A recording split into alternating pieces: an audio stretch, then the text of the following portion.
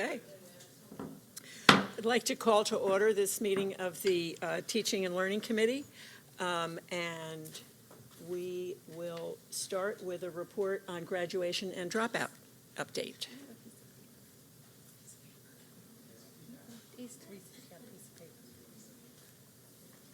Here, I can give you a piece. Do you want a small? You want me to give you one? Well, that's, you know what, wait a minute. I got one. Muriel has it. Just one piece. Thank you so much. Thank you. Okay, yes, thank you. Good afternoon, Commissioners. Sean Conley, Chief Academic Officer.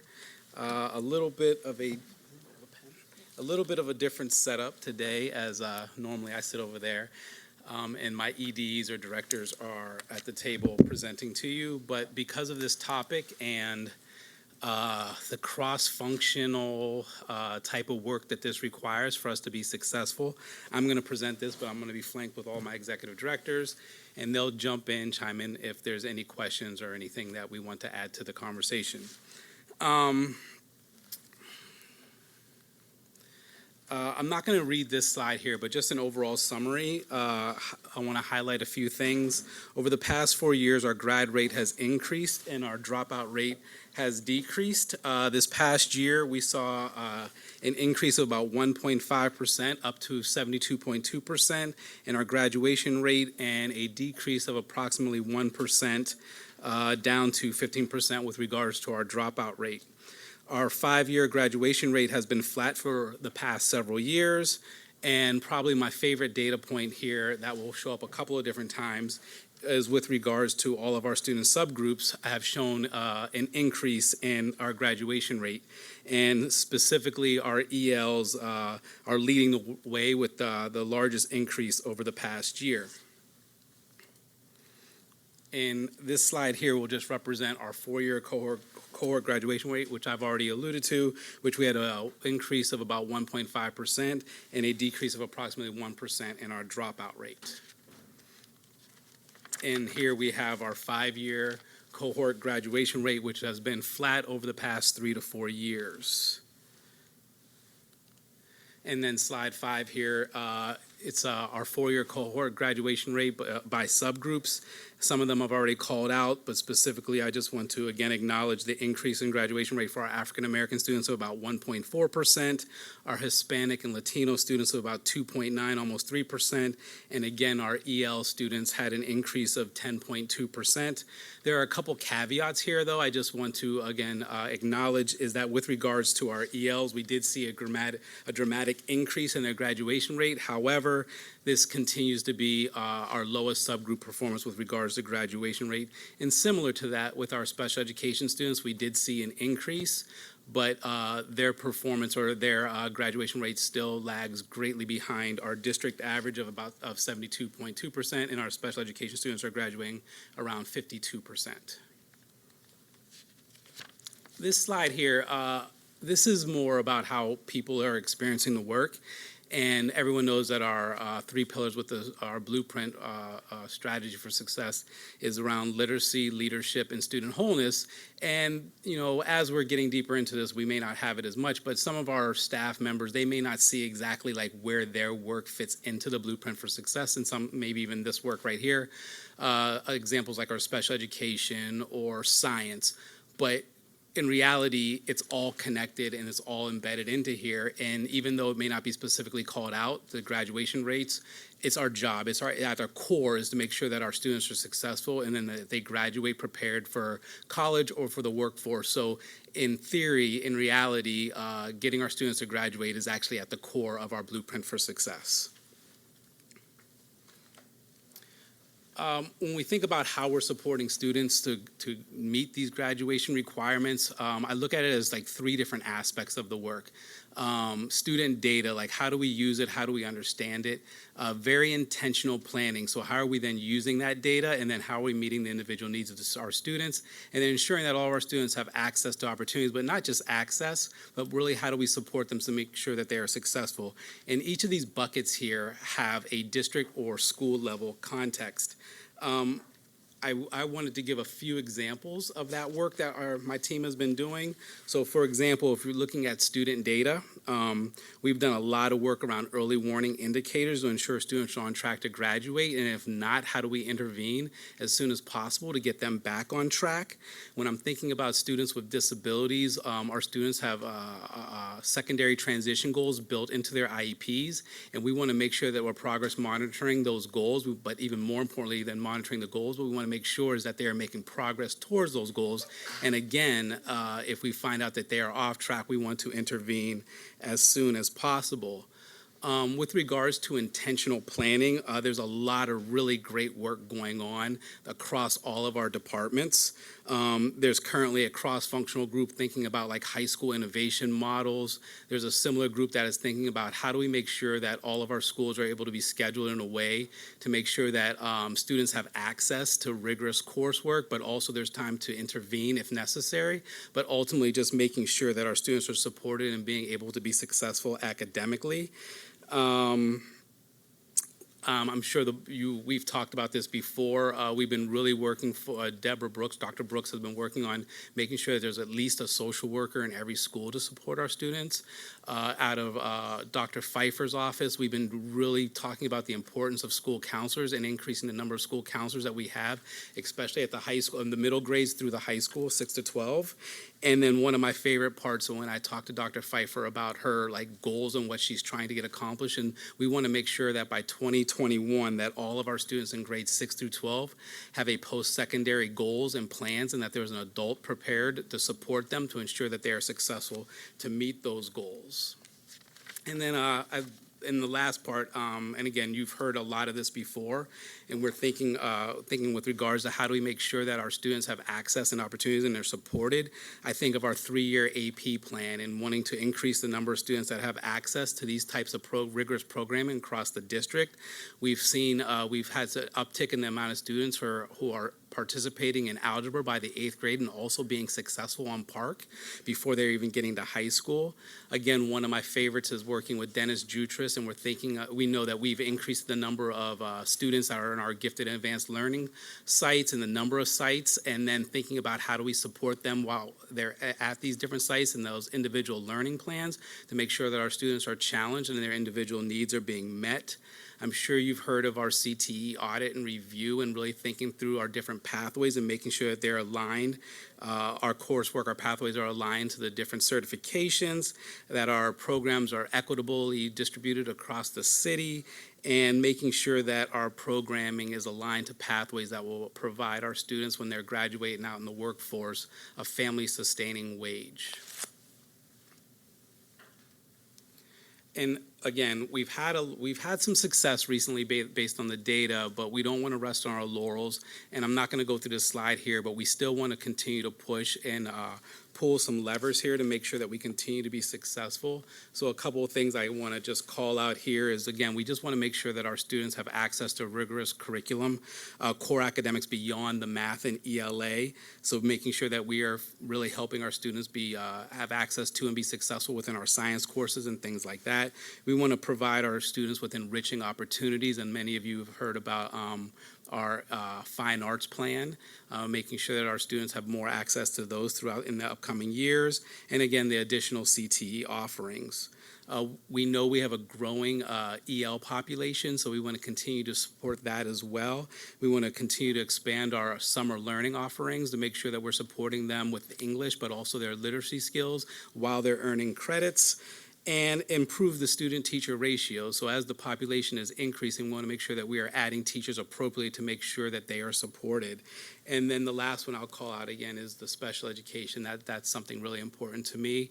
I talked about the post-secondary transition goals, but also we're really working on specially designed instruction to make sure that we are implementing high-quality IEPs to ensure that all of our students are successful.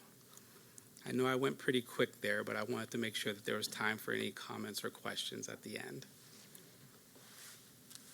Thank you. Thank you very much. I didn't want to cut into your presentation. I wanted to wait. And I'm listening to what we're going to do, what we're doing to make a difference, and I'm looking at cross-functional work that we're doing. And I'm just going to ask you this question, and even those parts of it I already know, but I want to hear what you have to say. A lot of the things that we're presenting here today is what we've presented before. We've heard these stories before over and over and over again. Now we got to get deep down to the point that we are increasing in graduation at some point. But what I need to know is, are we looking at best practices in other areas, in other districts around the country, to see what is it that we can do in addition to what we're doing? Because we are doing the right thing. I'm not saying we aren't doing the right thing, but it seems to be that we need to dig deep and get even more creative so we can make a difference and not continue to do what we've been doing. And sometimes it works and sometimes it doesn't work. So are we looking at best practices? Are we looking at other schools around the country? Yeah.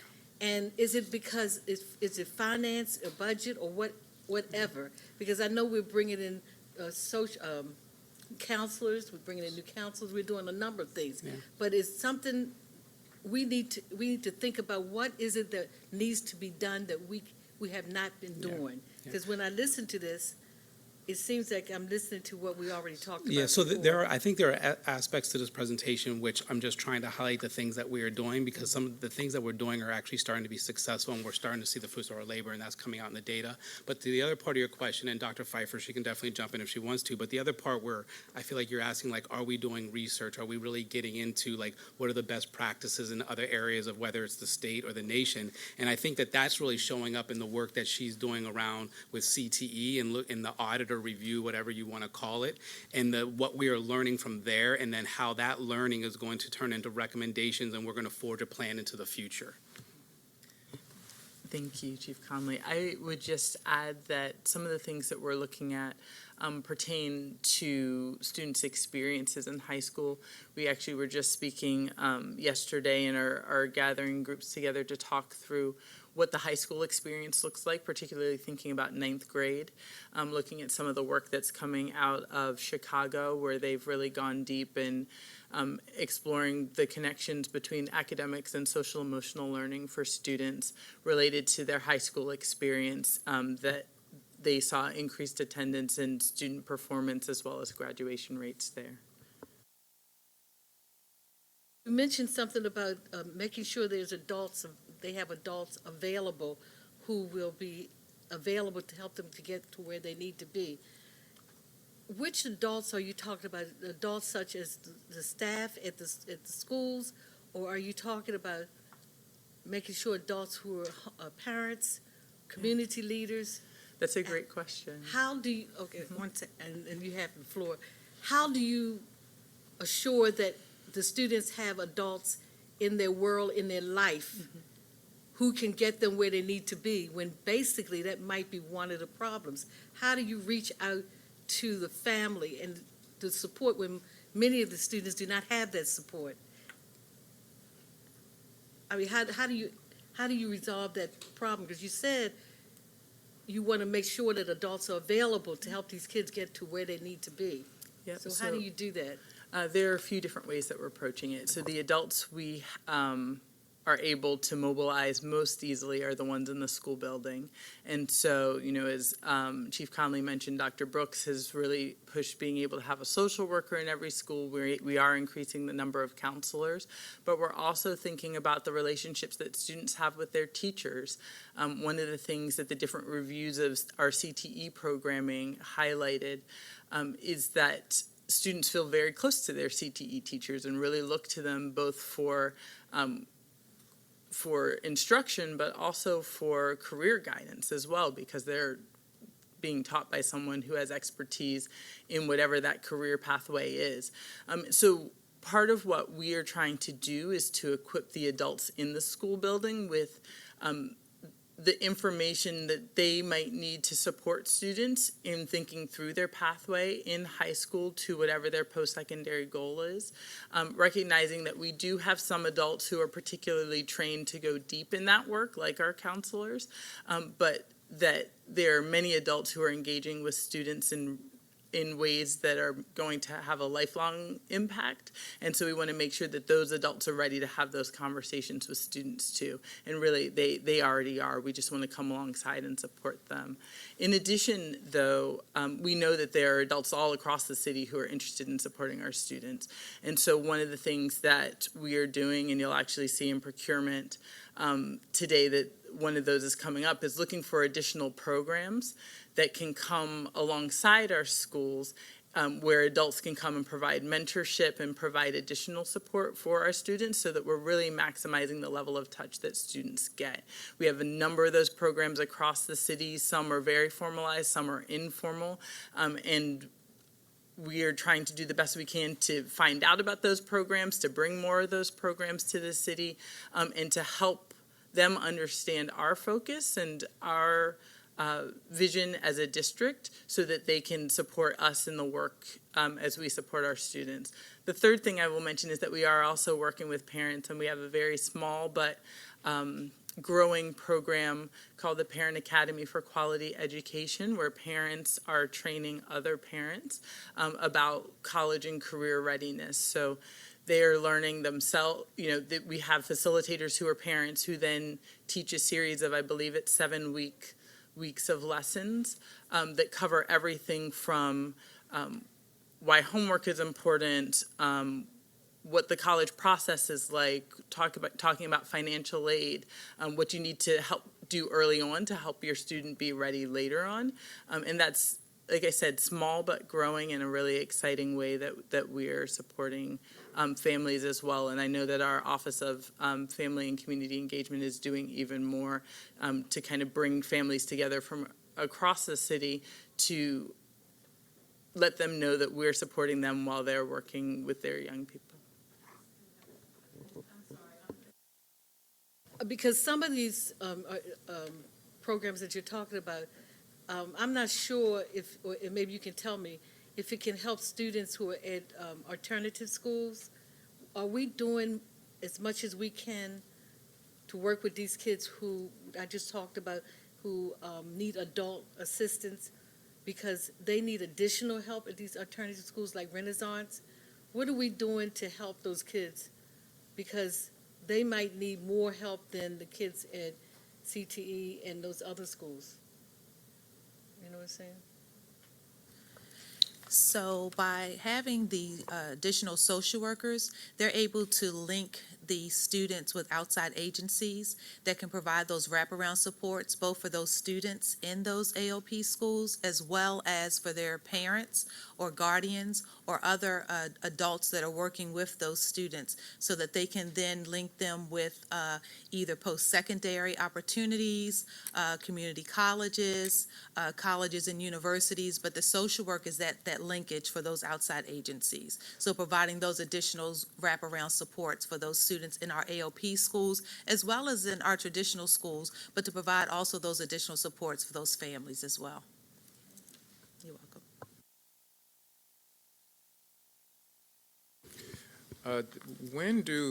Good afternoon.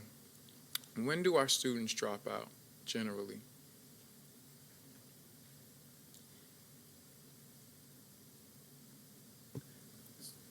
So I don't actually have the most recent data on that. I do know that anecdotally we see second semester of 9th grade, and then following that we do see dropout rates kind of increase at that point. Chief Jones, I don't know if you want to weigh in on that at all. I don't have that information, but we can certainly look into it and get back to you. I would like to know it. And are we looking at like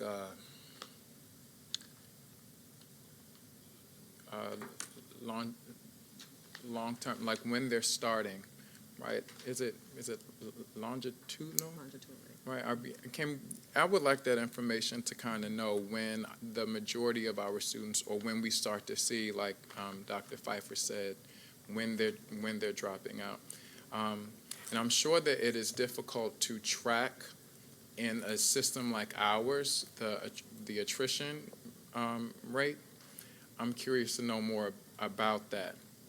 Though I know that a lot of our students, the transient. They move from some neighborhoods to another neighborhood, and sometimes it's difficult to track that, but I'm interested in knowing that, Chief.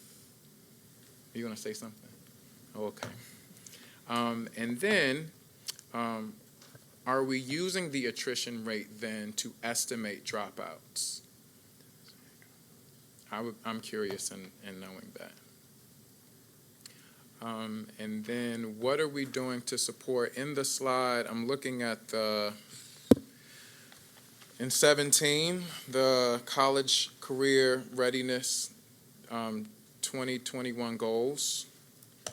Are we just, and this is just philosophical, and I know we don't have a lot of time, but are we just looking at college and career, or do we want the young people to be life ready? So I know that in essence, we're thinking that college and careers, I mean, prepping them for those are preparing them for life. But I had a conversation with my students the other day. My middle schoolers, they're talking about not being able to really understand doing their taxes and loans and home economic, like they have those issues in middle school. So with that, with these goals, 60% of students in grades, 100% of city school students in grades 6 through 12 will have a plan aligned with their interests. That's already happening, isn't it? Not consistently across all schools, and so that's something that we actually are now leading from our office rather than making it, it will be implemented in schools and by schools in a way that makes the most sense for them, but we're leading a clear direction about having a plan now and providing additional supports that schools will get as they come into this next school year. And I'm interested in, I think that's fine, but I'm also interested in making sure that we're tracking those plans also. So oftentimes when we initiate those plans, we don't really follow up, and it's helpful to now have guidance counselors, hopefully, as we move forward, at least one in every school to kind of support that work, but making sure that we track these plans, because I feel like that's a good point of consistency and contact with young people to kind of track them through graduation. If we look at those plans that they start in middle school, I remember I made the choice to teach and go into music when I was in the 7th grade, partially because of some really, really exceptional teachers that I had, but also being tracked from middle school to high school. That was a help for me.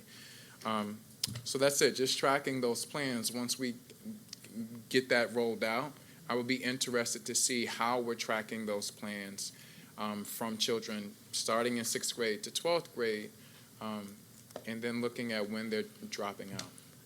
I'm really glad that you mentioned that bit about tracking the plans. There's not a whole lot of detail up here in that bullet point, but just want to let you know that we're looking at schools revisiting those plans with students at least twice a year. And part of the purpose of the plans is actually the development of intermediate steps that help you move toward your goal. So for 6th through 8th graders, it would be tied to thinking through their high school choice. And for 9th through 12th, it would be thinking about a post-secondary goal, but the idea would be that plan would get revisited every year and at least twice a year. That's helpful. I appreciate that. And then also, finally, 75% of city school seniors will be appropriately matched to a post-secondary education option. Why is that percentage at 75? What's the reasoning for 75%? So sometimes when match is determined, and there are different people who are looking at match. Sometimes it's researchers, increasingly it's schools that have started to look at it. It's based on the rigor of the academic option, based on what a student is academically prepared to do, based on financial match, and then based on kind of a social fit it's something that you want to do. It's a place you want to be. You feel like you could fit in there, that type of thing. One of the things that I'm aware of is that sometimes students will make decisions about a post-secondary option that may not seem to be ideal, but it may be because something has happened in their life that leads them to need to make a different decision at that point in time. So, for instance, I might be a student who could attend, who got into and could attend Morgan right out of high school, But if I've had a death in the family or a dramatic financial situation or something has happened, that may not be the right step for me immediately, and it may be that I need to take some time and go to a workforce training program for a little bit so that I can get a job in the short, so that I can make some money before I go to a school, or I may need to go to community college for a time. And so in having the 75%, we wanted to be able to reflect that essentially life happens and that there are reasons why a student might not go to a place that was an exact match per se, and just leave room for that. In looking at in the appendix, the different school rates of graduation, I'm wondering, do we make an effort to pair up if there's a school that seems to be challenged in that data versus others that are, and I realize the schools differ in a number of ways, but do we look to have the schools be in touch with each other and try to help each other out? I don't believe that we do pair schools up specifically, but I do know that a number of these schools are with gains and with losses are in the same community learning networks. So there's an opportunity for collaboration. Yeah, and that's what I would have said. I do know that the ILEDs at the secondary level, they do match and work with their schools as a whole, and whether it's through whatever sort of cohort and breaking or getting down to like why are we seeing the data look the way it is, and then who is actually doing well at this, and then working together more, not necessarily like in pairs, but more as a CLN.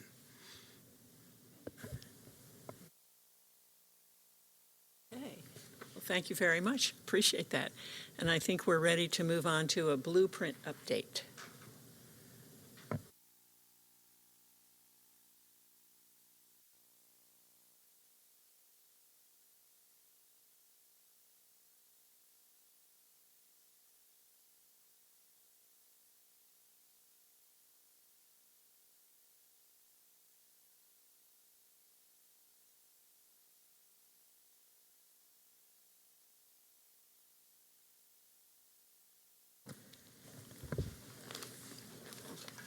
Welcome all.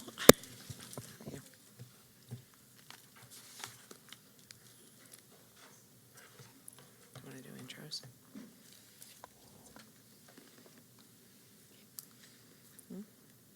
Good afternoon, Janice Lane, ED of Teaching and Learning.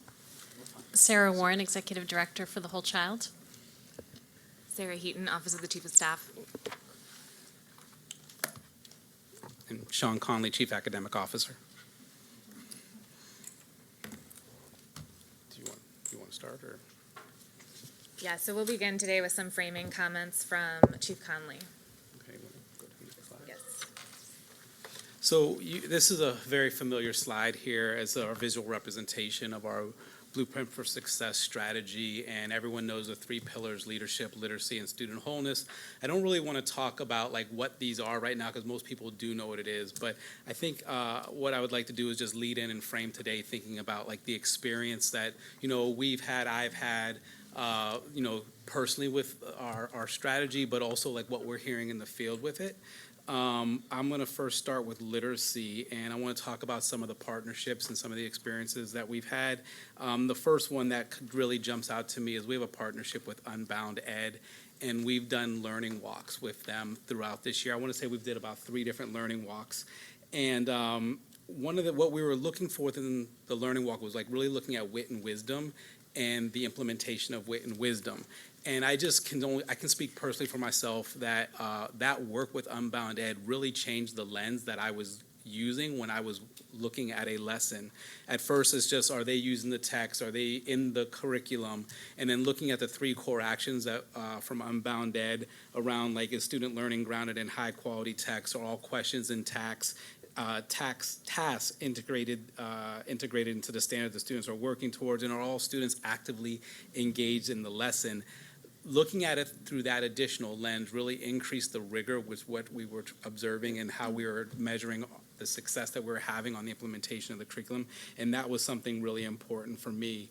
It changed the level of standard which we were really holding ourselves accountable to. Another area for me that I've been working on really closely, and actually just yesterday I was talking to principals at our citywide meeting about, is we've been working with John Davis, our chief of schools, and really thinking about the coherence between the academic office and the school's office, specifically like the ILEDs and the ACLs. And a lot of those conversations and that work that we were doing there really helped us really think about like what it is that we're trying to accomplish. And over the past couple of months, integrated team from both of those offices went to about 30 or 40 schools, about 100 classrooms or so, and we were working together as a team, and really there was a learning component of it. So like every learning walk started with like getting into wit and wisdom and the curriculum design, looking at the alignment between the Maryland College and Career Readiness Standards and the learning goals. Then we would go out and we would observe and calibrate like what it is that we're seeing, and then we would come back and think about what it is that we saw versus what it is that we were supposed to see in the lesson, and then we collected all that data and put it in one place, and then that qualitative data is really going to help us inform like what is our messaging, what are our expectations for next year, and more importantly, how are we going to support teachers and leaders through the implementation of wit and wisdom next year. So I feel like that's been a really big win that we've been working towards. And probably the biggest thing for me that I've enjoyed, it was actually a very specific event here in an intensive learning site. I was talking to a middle grades teacher, and he was talking about the work of the literacy coach and how the literacy coach created this environment in the school where basically they became like a learning organization, right? And he just was looking at his craft very differently now.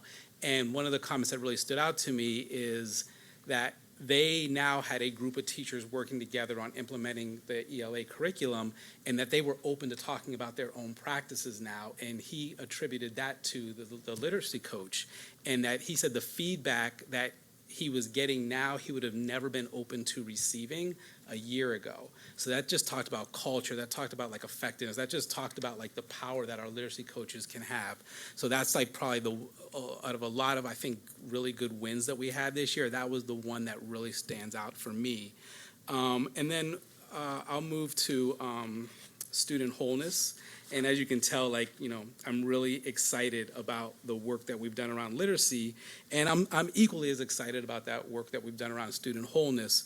And I know at times it can seem like, you know, we aren't as far along with student wholeness as we are with literacy, and I just want to like just frame that as student wholeness is about 18 months old right now. It's like it's still a baby in diapers, right? And so I really am just like, I just think about like, this is really, really important work, and I just implore everyone to be patient because we really do have to build a strong foundation for this to live and be successful and to be sustainable down the years to help schools and our students. What else? What else is there? To build this foundation, we have to work hard to clarify like what this work is. And a lot of people thought like, okay, we're just going to buy a program. No, this is not really a program here. This is a framework, and we have partners that are going to really help us think through like what this is to support our schools, our teachers, our leaders. And it's really about this mindset shift that has to happen. And it's really about how adults are able to really promote this environment where students can feel safe, like cognitively, emotionally, socially, and help students feel like I can achieve at high levels no matter what. And just something that's really important. I think for my moment with SEL and student wholeness this year with our intensive learning sites, there was a school, that it was in the news, and a whole lot of things are going on. They're having a lot of culture challenges. They're having challenges with the way adults and students were even interacting with one another.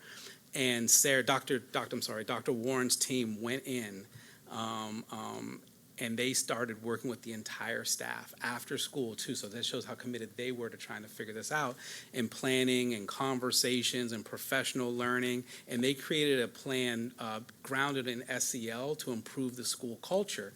And, you know, that's one thing, but then one of the things we were hearing out of that from the teachers, the leaders, ILEDs, whoever, that like they were just really excited that like the staff took the Dr. Warren's team and they were really proud of the work that they did. And it just reminds me of the power of what we're doing. And we can really have, an impact as long as we stay true to this and continue. And I know that I'm talking about these two things like really separately right now, but I think the real power for me is for this to happen, be effective, and really like do something. It's really about integrating the social emotional learning into the academics, and we've now done that. I think we started I believe in January, and then just yesterday principals and a couple of members of their instructional leadership team had professional learning, and they had SEL, but not just SEL as by itself. They had SEL embedded into the math curriculum. They had SEL embedded into wit and wisdom, and it's heavy, it's hard, it's not easy. But it's the right work to do. So I'm just really excited the direction that we're in. So I just wanted to, we know what these three pillars are, but I want to kind of just share kind of the experience, the journey that I've had over the last 18 months or so. And I'll turn it over to the team now to continue. Thank you, Chief Conley. Can I just mention one thing? I ran into a teacher recently who was and I can't even tell you what grade level she teaches, so I don't know. But she was commenting on feeling some tension, inconsistency between some pressure she feels about test scores and what she wants is to see students writing. She wants to see the students generating their own writing. So I throw that out there at this time because it seems relevant just for what it's worth. I mean, Janice, I'm sure we'll probably go into this when she talks about literacy, but a large part of the focus of Wit and Wisdom is writing, and so there is a lot of, we are increasingly putting more and more emphasis on writing, and so checking the journals, the writing journals that are in the classroom when we're going through on our classroom walks, and really providing professional learning to the teachers to make sure that they're focused on that and making sure students are using their journals and so on. Great. So as you could probably tell from Chief Conley's introduction, our presentation today is largely on the intensive learning sites, which are part of the Blueprint strategy and represent the largest investment to date. You may well have questions about leadership or about when Dr. Warren presents the student wholeness strategy at large, which we can try to field here, but are mostly prepared to talk about intensive learning sites. To give you the lay of the land, just a quick refresh, there are 55 current intensive learning sites. 20 are in literacy, 20 in social emotional learning, and 15 in restorative practices. We're going to make a shift in the student wholeness sites, so stay tuned for Dr. Warren's presentation there. I'm going to go through briefly a few operational things, including the selection of a second cohort of intensive learning sites, a brief discussion about new positions, which you've already seen in the budget book and elsewhere, I'm sure. Then I'll discuss briefly the formative evaluation and summative evaluation strategies that we've developed for these projects, before turning it over to Dr. Warren and Executive Director Lane so that they can talk about the programs that they've been leading under Chief Conley, and really great thanks to that team in total because they've shouldered a huge effort over the last 18 months or so. Okay, so applications for our second cohort of intensive learning sites were released in late November. Schools had a few months to complete the application. It was similar to the previous round in which the staff had to vote to participate. ILEDs were able to weigh in. Chief Conley and Chief Davis weighed in on the final school selections, along with eventually signed off on by Chief Perkins-Cohen and Dr. Santelises. In total, we had 46 schools apply for what was for two programs, one in student wholeness, one in literacy. And in the end, we decided to expand our cohort just a little bit, so we'll have 20 literacy sites, which are new, and another 21 student wholeness sites selected. So in the summer, we'll begin convening the second cohort. Oops, I went too fast. I thought you might be interested in a summary of positions that have been added to support this work. If you'll recall, all of our literacy intensive learning sites received a literacy coach. We hired a Blueprint literacy coordinator to support those coaches. there were 20 student wholeness room specialists in the SEL sites and 1 social emotional learning coordinator in the Office of Whole Child Services. So, okay, sometimes I get the name wrong. So do I. This year, we have 20 more literacy coaches, an additional Blueprint literacy coordinator to help support those 20 coaches, and 21 student wholeness room specialists. We've worked hard to fund these through general funds, through the Striving Readers Grant, which we received an award of almost $3 million from the state last spring, and then our various federal grant sources. So every time we talk about the Blueprint, our board members rightly ask, how are you going to know this is working? And I think we had, and I mean, really, the structure of the intensive learning sites was designed to be learning from what these schools are going through so that we might eventually scale out those learnings. Admittedly, when we launched the program, we didn't have that structure in place. And frankly, I think in the next year, we could work to improve it. However, we have made great strides on how we're collecting information about the experience of our intensive learning sites. We are focused, I think to your point, Commissioner Berkeley, about the way that that teacher felt some inconsistencies in messaging, right? We are really interested in how folks are receiving what we're pushing out, right? We're making a lot of investments. We want to make sure that they are coherent for staff and that they are supporting them in their day-to-day job. And so we've been focusing on formative data. We have a committee of folks from the Office of Achievement and Accountability, the Office of Academics, and the Office of the Chief of Staff who have designed a formative evaluation for both the literacy intensive learning sites and the student wholeness sites. We are asking questions like, how's this going? What kinds of conditions at the school need to be in place for this to work? How could we better set expectations for our principals, our literacy coaches, our student wholeness specialists, and our teachers in the future? We would be remiss, however, to not be thinking about student outcomes. And so in October, we will come back with some initial results from a quantitative analysis of our intensive learning sites. As you know, the first year of an intervention is often not one where you see results in student data.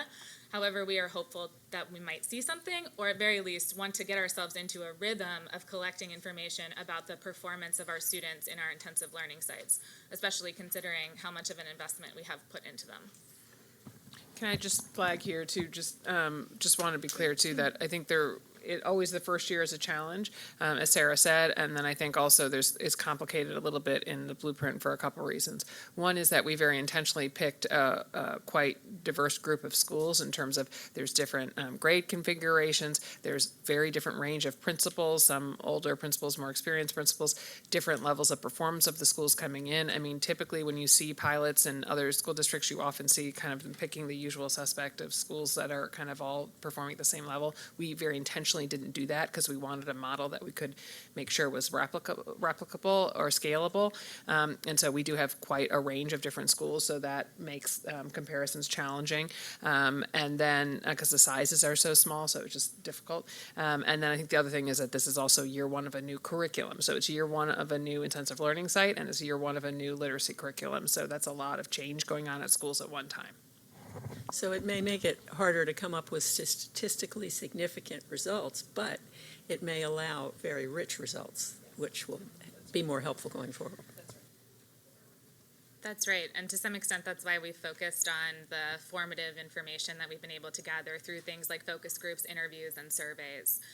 We will continue that effort throughout the summer, and like I said, in October, I think we're looking forward to bringing the information that we've learned from those formative sources, along with some results from a quantitative analysis.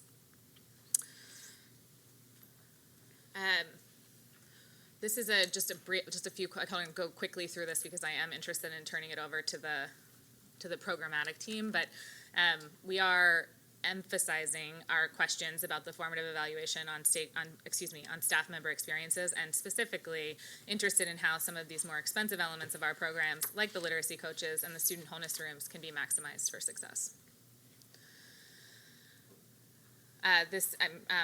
Chief Perkins-Cohen set this up nicely already. We will do a comparison of PARCC scores at the literacy intensive learning sites and for the student wholeness sites. This should say student wholeness sites, not SEL. We'll do a comparison on a range of student outcomes. Those exact outcomes are still we're still deciding what they are, but they will include things like suspensions, attendance, GPA, and maybe park scores. So I want to turn it over to Executive Director Elaine now so that she can talk about all of the work that's gone on in our intensive learning sites over the last year. Great, thank you, Sarah. So you have seen the literacy vision before. I think that some of the framing identified the work within this, that not only are we worried about culturally relevant literacy curriculum, but also curriculum that meets the standards that have been identified by grade levels. So I want to say a personal thanks to the folks who have been engaged in this work, because it also is a culture shift when you start talking about meeting the demand of the standards. Chief Conley did some of that framing in the beginning, really understanding what grade level content looks like, to me is the leadership component within the blueprint. So our teachers have been leaders in this work by embracing the curriculum, our principals by taking on the leadership actions of supporting their teachers around planning, our literacy team, our ACLs, our SELs, our ILEDs really embracing a different stance in literacy of ensuring that all of our students have in front of them daily what needs to happen in regards of instruction. When you take a look at this, you'll see a slide that we've talked about before. Thanks to the leadership and approval of the board, we were able to adopt high-quality curriculum in grades K-8 last year with Wit and Wisdom for all of our schools. Again, that was a major shift for our schools in learning and understanding, but a shift that everyone has embraced, and we continue to learn from collecting that feedback on learning walks, focus groups, et cetera. We are embarking and engaging currently in that same work in 9 to 12, looking at curriculum options that will bring that same rigor to our high school students. And we'll be bringing recommendations forward shortly around that same process that we did with K-8. So our focus groups, our curriculum audit process, et cetera. In the development of that work, there has been intentional curriculum professional development where we've spent time grounding in the standards around the content and the content knowledge that teachers need and students deserve every day in their classrooms. So how do we build a coherent cycle around that work? That work has happened not only in K to 8, but also in 9 to 12 with the current curriculum. There have been professional learning series devised specifically for principals in mind, so that principals have the tools and strategies around that new learning, but also have the leadership actions that they need to support their teachers in everyday implementation. And then finally, we spoke earlier about the Be More Me curriculum enhancement. That was a piece that was in response to our curriculum adoption. If you remember, we heard quite a bit from our community, from our parents, from our stakeholder groups that they wanted a curriculum that was responsive to Baltimore. So this opportunity to build out units of study for social studies classroom teachers this current school year around grades 6, 8, and 9.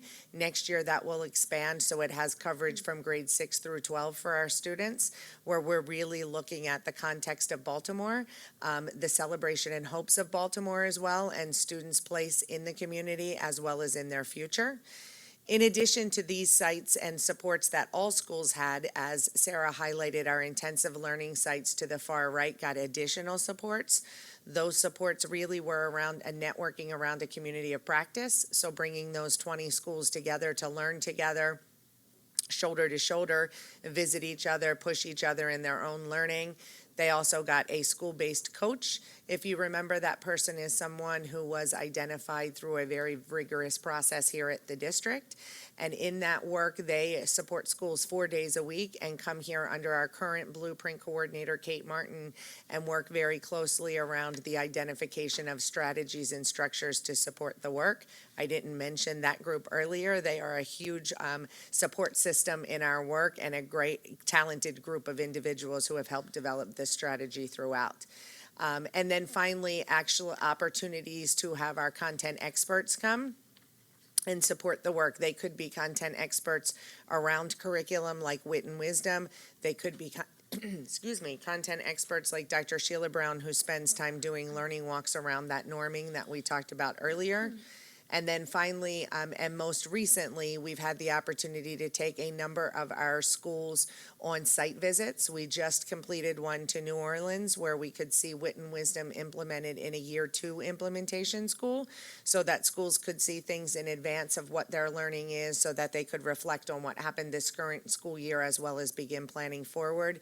We take another group of schools to Ohio this week to do that same. It was one of those moments of, as Chief kindly shared in the beginning, really exciting to hear what schools took away from those visits, some very practical but applicable strategies that they can take and move forward in their planning for next year.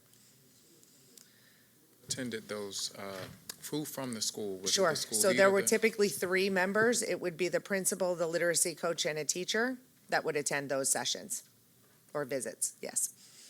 If you see here, you'll see a graphic that really represents, I appreciate Chief Conley's beginning comment around the toddler. This work, although literacy has been around a little longer, is not toddling far ahead, in the sense of it's only been 18 months or so that the team has done an amazing lift of what does this look like. You remember way back when we first started having the conversations about what ILS sites look like and would feel like. The work around hiring literacy coaches has been an amazing lift that not only has our internal team done, but with the support of human capital, been able to identify high-quality candidates, interview them, hire them, get them into schools and orient them to the work and to the program and to the curriculum, so that they have those ongoing weekly professional development opportunities that will continue through the spring as well as through next year. Where we've been working very closely with our partner of the coaches, NTC, to really think about what are we doing for our year 2 coaches that will be different than what happened for year 1, and how do we cycle those folks in and onboard them and have that support available. As Sarah mentioned, we will be hiring a second coordinator to follow that cohort so that they each would have their own coordinator to support their work ongoing. You'll also see above that, beginning in the spring of last year, we started that ongoing curriculum professional learning before we knew what curriculum we were pulling. We spent a great deal of time starting to talk to leaders and to teachers about standards-based instruction and what that rigorous instruction looks like, as well as the importance of content knowledge really being something that is foundational to learning, and really trying to set the stage for what was coming in the adoption of the curriculum. We did hold a summer institute early on to really help schools understand what it means to be an ILS, both what are they committing to as well as what supports will they get within that system and structure. And as I highlighted earlier, we have started those expert-led learning walks. Chief Conley talked about the coherence between the school's office and the academics office around those learning walks, as well as learning walks that are happening across the chiefs for that same norming. You do remember in January, we were awarded a great opportunity through the Gates Foundation to bring continuous improvement work to the district for our secondary cohort. So 14 of our 20 schools have been convening to really understand improvement science work and how those tools and processes will improve literacy outcomes. It's been amazing to watch the transition of what teachers are unpacking and principals and our coaches are unpacking to understand as the root cause, and then thinking about how do they test those ideas and move forward around continued learning. Exciting for us is how does that learning from 14 schools transition across the district as a whole? So that's ongoing work that will continue throughout the year.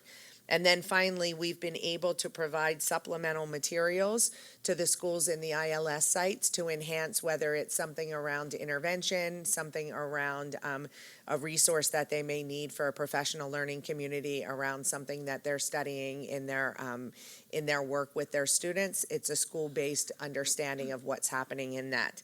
And then finally, as I mentioned just a few minutes ago, those site visits to exemplary schools, the real opportunity to see others in practice, ask questions around implementation. There were amazing questions from the first visit, principal to principal in another state around what would you have changed, what are your lessons learned, some of the things that our teachers struggled with in the beginning of a new curriculum could be something like the use of a timer for accountability, but when they heard the teachers in New Orleans talking about they use it's getting late, a timer for their own sense of accountability, it changed the focus of why they want to use them. So many of the teachers are now doing timers in their classroom just so that they're training their own cadence of learning to know that when a launch should take 3 to 5 minutes and the timer goes off, that means I need to be closing instead of extending for another 5 or 10 minutes. All of that said, there have been a lot of lessons learned. We tried to capture those here, just in a quick summary for you. So we talked about conditions. An example of that would be the readiness for the coach. What kinds of conditions need to be in place for the ILT membership, for the coach to have systems and structures for planning with teachers, et cetera. We did talk a little bit about coherence. There are a number of people who have been touching the ILS sites and literacy. I would say that we are super thankful for that expertise. Mentioning folks like Unbound Ed, our Wit and Wisdom partners who have been in school, Dr. Sheila Brown, who's been in schools working with different leaders, just a number of experts who are pushing towards that, which is a great outcome for our schools. But sometimes there's misintended alignment issues that happen. If somebody gives one message and somebody says something in a different way, a school can feel that in a different way. So that is part of the norming piece and part of the work that you highlighted, Commissioner Berkeley, around what we're saying to schools or what schools are hearing around writing. So schools are always still looking to improve outcomes, but they're looking to embrace that new learning. So that's part of the work of our lessons learned that I'll talk about in a few minutes. Also talking about the cadence of our inputs. How do we want the learning to happen for folks, and what does that learning need to look like? If you remember, Director Cook was here early talking about the outcomes or the goals for this year around implementation. One of those goals was internalization of the curriculum. We can't expect teachers to do something brand new if they haven't internalized the systems and structures of the curriculum. And the second was around purposeful planning. So being able to understand, but then prepare for what your students need. So what's the cadence look like? How much time does a teacher need in that? How much time does a school leader need to understand and own that before we can expect that as clear compliance across the district? And then finally, this idea of customization. Our central belief is that schools are the unit of change. So what are we taking from our schools that we can actually then take and make sure each stakeholder group or each school gets the supports that they need in that work? So you can see on the next slide, there are just a few of the next steps that the literacy ILS teams have been working towards that will continue.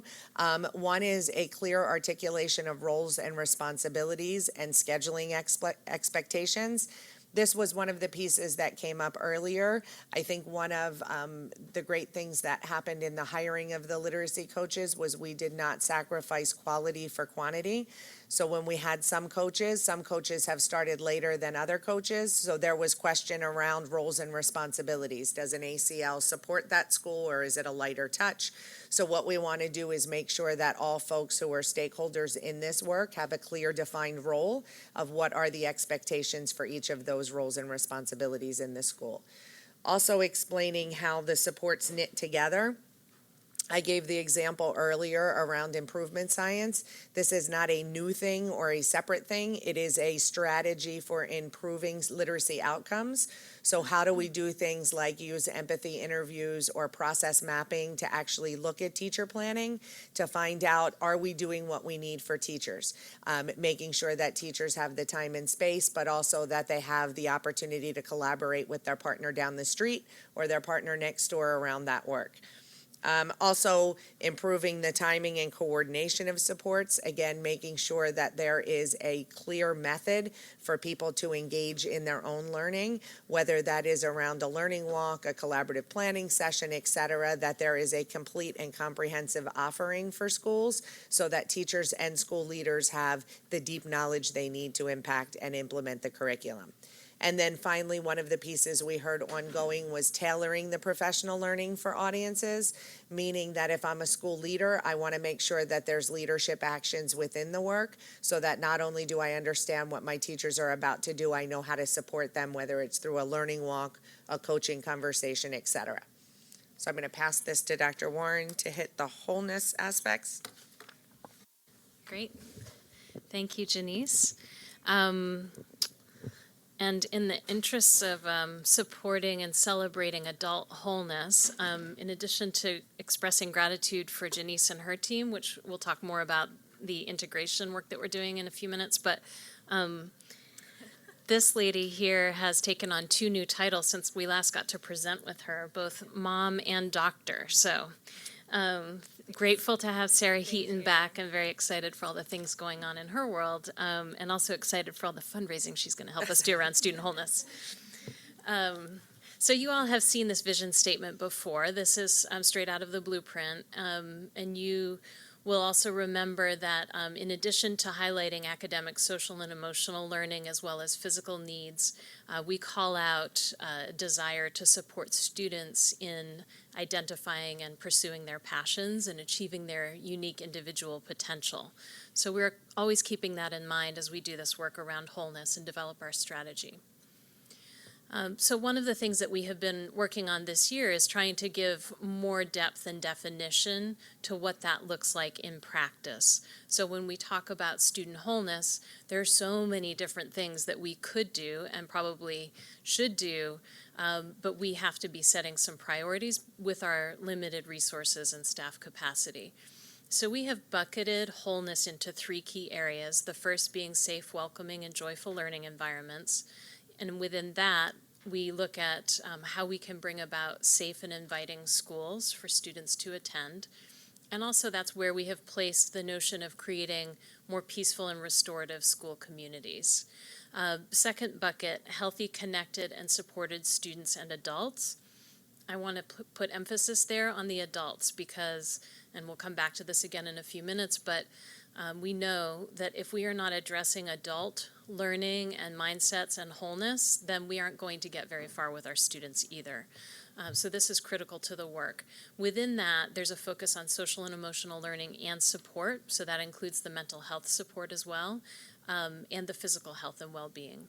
And the third bucket being the engaged, enriched, and inspired learners, and that's where we both talk about attendance because we need to get our students to school if we're going to support them and support their learning. We also know that on the flip side, in order for students to come to school, we have to create a safe enough and an enriching and inviting enough environment, engaging enough that students want to come to school. And then the last piece of that being student experiences and passions, making sure that we're helping young people experiment, find different opportunities to engage with extracurricular activities, summer activities, engaging curriculum during the school day, and then explore those interests and pursue the passions that arise out of those. And then robust family and community partnerships is cross-cutting because that's critical to all of these things that we want to do. So within the broader strategy, there are many different strands of work going on, and I'm not going to spend a huge amount of time on them here because we want to make sure we get time to talk about the intensive sites work that's been done. But just calling out the social emotional learning work that began last year with our citywide training sessions, as well as some separate professional learning opportunities for subgroups like the counselors and the New Teacher Institute.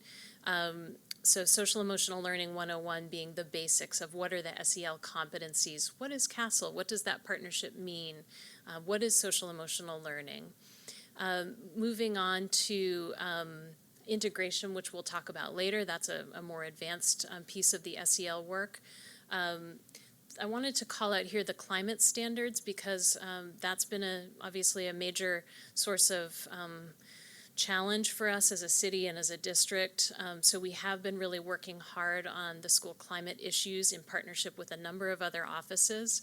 But one of the things we have done this year is to create SEL-aligned climate standards and wholeness-aligned climate standards, and then associated tools that schools can use to assess the climate in their buildings and then plan for improvement in climate. We are also in the midst of working on a new attendance strategy and looking at how we can better partner with various agencies and offices, the mayor's office being primary one, but other city agencies and community-based organizations to promote better student attendance. We're right now in the middle of revising the Student Code of Conduct, which we do every year. And with each passing year, we try to, our goal is to make it more and more aligned to our goals around student wholeness. Mapping of extracurriculars and partners. This gets back to the student interests and passions. One of the things that we realized is that it's actually not that easy to know who all of the partners are that are working in our schools. We have this sort of bounded autonomy model, which is great in many ways, but also makes it pretty difficult for us to track who's doing what in the schools. So we are working together across offices with the facilities office, for example, which is doing the great work around mapping and the equity mapping, to capture as much of that information as we can, map it, but map it against the equity maps as well, so that we can figure out where the most critical areas are for us to focus the investments that we are able to make around increased extracurricular opportunity. And then the last thing, you all are familiar with our partnership with Under Armour, and that continues on, and we're hugely grateful for that. The athletics office sits within my department, and we see that connection being a very strong one between student wholeness and athletics. And as we move forward, we'll be working to draw more and more explicit links between those. And then the intensive learning site support, I'm going to get into in more depth in a minute. So I wanted to highlight the school-wide SEL change process here because this has been the model that we've been using, particularly with our social emotional learning intensive sites. And this will also guide the work that we do in the coming year with our integrated approach to student wholeness sites, which I will explain more. I think the seeing this visual is important because it reinforces that social emotional learning is not a thing. It's a whole process, and it's a shift in culture. And that when we do that, there's a huge amount of work to do around bringing people along with us at the school level, at the district level, in the community. This school-wide SEL change sort of diagram and process is what we have been using to guide our work with intensive sites. So the SEL site work to date, as we talked about before, there are 20 sites. They range from all the way the pre-K through 12, a wide variety of schools across the city. We've had, I think, many just really rich, great experiences with the schools and are very grateful to them for being our learning partners in this process. I keep reinforcing that these intensive sites are labs of learning, and they really are. We're taking away so much learning, but we're constantly applying it. So I don't know how many diaper changes we're up to now, but we're working on it. We're constantly changing, adapting, growing, taking in feedback. There's no room for ego in this work because there's we've got to be open to that really honest feedback that we're getting from the schools, and we're grateful for it. So you see that the bulk of the work really began late last spring and really in earnest in June when we had our first intensive site retreat. So we brought together principals and what we call their core teams, so the 2 people that they have selected in their school as champions, and we did an initial grounding training for them in what is SEL, what does it mean to be an intensive site, and then a lot of reflection on adult social emotional learning and a little bit of getting into teamwork and how adults relate to one another. So that started off the summer and positioned them for the new school year. And then we got them together again at the beginning of the school year, and we did another retreat where we prepared them. And in that case, we were especially focusing on what does it mean to have a wholeness room in your school, and who is this new person we've just hired and handed to you? So there's a wholeness specialist in every school. And over the course of the summer, we were getting those rooms ready and equipped. We were developing all the tools that the schools would need to run those rooms, including a guide, so a very detailed guide that gives them, the step-by-step process for running the room. So we did the learning process in the summer, but then that fed into a planning process in the fall, so that every school, with support from Castle and our own district level team, went through a needs and resources inventory to assess what they already had in the school and in the community that could support social emotional learning? And then where did they need to be going? What were their primary goals that they wanted to focus in on? And based on that, they came out with a school-wide SEL plan. And that plan now will guide their work for the coming couple of years, undoubtedly with adaptations along the way. Meanwhile, we conducted at the district level, which you all approved, thank you, an SEL procurement process. So we have identified and approved certain organizations that we believe can be helpful partners to our schools, as well as some other organizations that were already approved through other procurement processes. So over the past few weeks, our teams have been helping schools to match their plans with the right partners to help them achieve their goals. And then in parallel with all of this has been the creation and the running and the learning of these student wholeness rooms and the student wholeness specialists. So the specialists were on board in the fall, not all hired at exactly the same time. So we learned a lot about hiring processes last year. We learned what's challenging, what takes time. Similarly with the rooms, we learned a lot about procurement, K-12 buy, painting rooms, et cetera. This year, we will do that better and faster, and we are. But we did have 20 people in place in the fall, and that was great.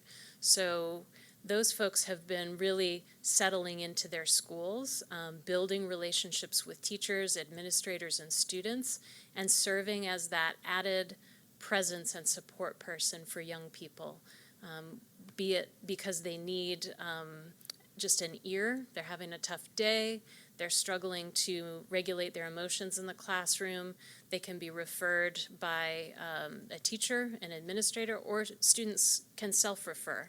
And we're starting to see more and more of that happening. So that's a success to us when the student builds that level of self-awareness, that they know they need to go to the room and they need a few minutes out with that supportive adult. We're also seeing the specialists push into classrooms more or bring classes of students into the wholeness room. So meanwhile, we also had 15 restorative practices sites. And so they were on a somewhat similar journey, but they did not have that staff member, and they did not have the wholeness room. So their work was focused primarily on establishing a foundational level of understanding of restorative practices across all staff, and then they received ongoing coaching both at the leadership level and at the classroom level, and still do, from our coaches from partner organizations. So with the support of OSI and through partnership with the Family League, there are 2 vendors that have been providing that coaching expertise. And we're seeing just a lot of great work happening in the schools around both the use of relationship building techniques and community building restorative practices approaches, as well as more and more the use of restorative practices for conferencing, for addressing conflicts or challenges. So lessons learned. Stakeholder readiness, I think, is an important one. None of us knew what it meant to be an intensive site before we launched the intensive sites. So we've all been building it and flying it at the same time. So in some sense, it wasn't fair maybe to ask anyone to be fully ready because they didn't know what they were getting ready for.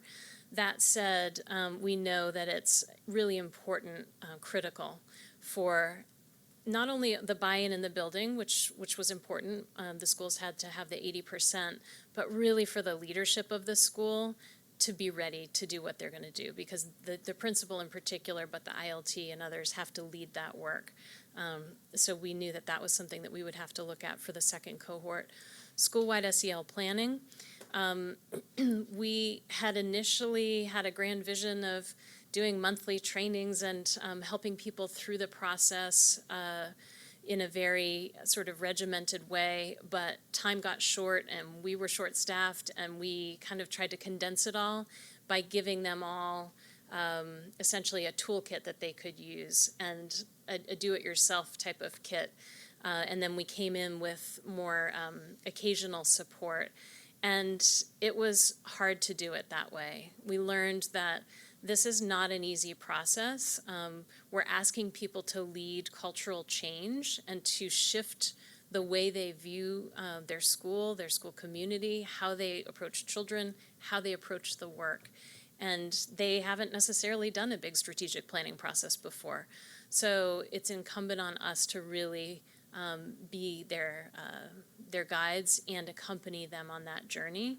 And to Chief Conley's point earlier, when we did step back and do that with a particular school that was really needing our support in that moment, it worked beautifully. And we realized, oh, we really do have to do that every time.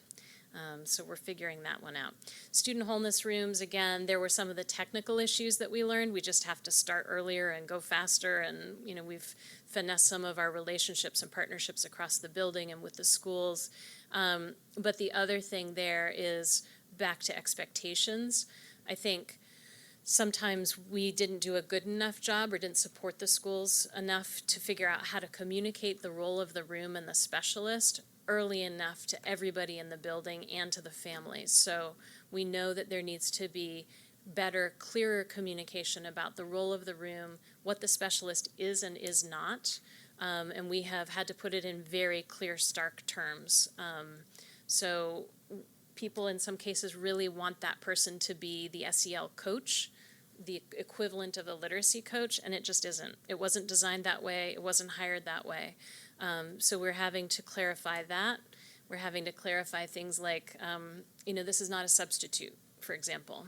It's very tempting when you have this extra person in the building to use them for all the other things you need, but we're trying to make sure they stay focused on the role they were hired for. And then the separation of RP and SEL, that happened. That was just something that I inherited when I arrived, that we had two sets of sites, and we have had a great experience with both sets, but we realized that we had envisioned a later, longer term integration of RP and SEL, and then we realized, no, we just got to dive in and do it. So this coming year, we will integrate the two. So again, clarification of expectations. We've already begun that with the first kickoff meeting we had with Cohort 2 in January, and we will continue to just hammer away at expectations, both for people here in the district and at the school level. The co-facilitation of the SEL planning process will be the method we use this next round.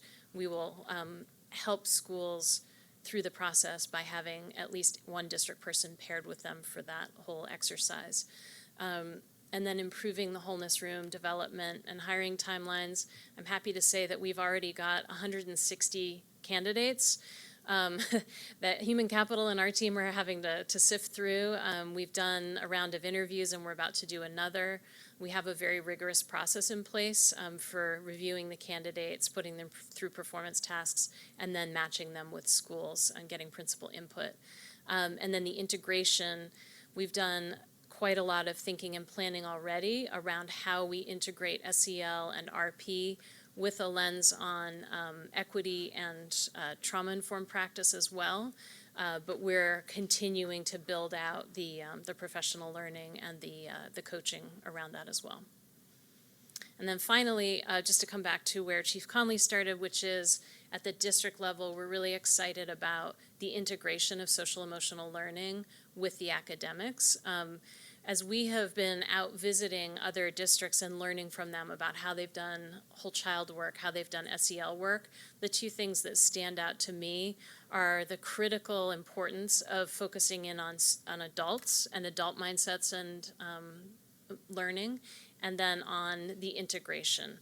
It's very hard to find time in the calendar to do a lot of instruction around social emotional learning or restorative practices or other aspects of wholeness on their own. But when we find ways to integrate it into the work, not only do we find time, but we show how those things are actually critical competencies and skills to help our students achieve what we want them to academically. So yesterday I was really happy to hear people starting to express, and I think I saw lights going off in people's faces, that they get it, that this is not a nice to have, it's not an add-on, it's actually the thing that's going to help us drive our academic achievement. This has been an amazing presentation. A lot in here. Questions, my colleagues? It's really good to hear about the work that is happening, but are we able to hear about any initial results as a result of this work? Results? Are we able to hear anything? Like what are student outcomes right now based on the work that we've just talked about?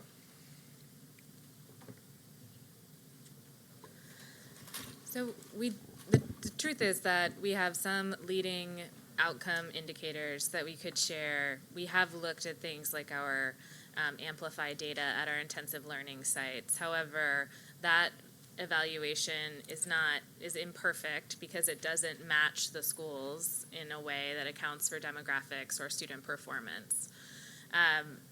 When you say so other than the analysis that we're intending to do this summer, we don't have any firm quantitative comparisons that would tell you definitively how these schools are performing relative to their peers. I do think, though, that our formative data is important about how staff are experiencing this change. I think the team has some work to do, frankly, in the next couple of months on more leading outcome indicators. But the answer to your question is not at this time. I don't know, though, if Chief Conley or... I would just add to that, perfect, thank you. And we know that we need to be data-driven, and that's really important to show that we're going in the right direction. But I also just would like to put caution out there that when I talked about, 18 months now, our ILS, and we have some literacy coaches that have been in the building for less than that we don't always want to just jump to judgment, and we hope and we expect to see growth, but we may not see as much in the beginning. And I just want to put some caution around how we look at and use data on this one.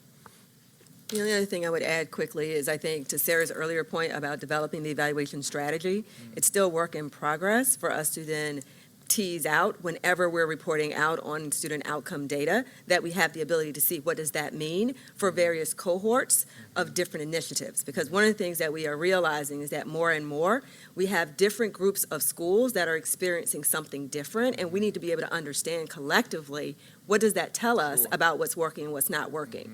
So to Sarah's point, when we did our middle of the year presentation in the appendix, we did actually include a few slides there just to be able to put out there, just here's the raw data around what these schools are doing, but it doesn't get to the point of actually analyzing it to be able to say that these schools are outperforming or underperforming other schools, because that level of rigor has not been put into any analyses of those various groups of schools to date. Thanks. Well, again, I thank you all very, very much. We could keep talking about it forever, but we're not allowed to. So thank you very, very much. And we will move on to the charter schools compliance update.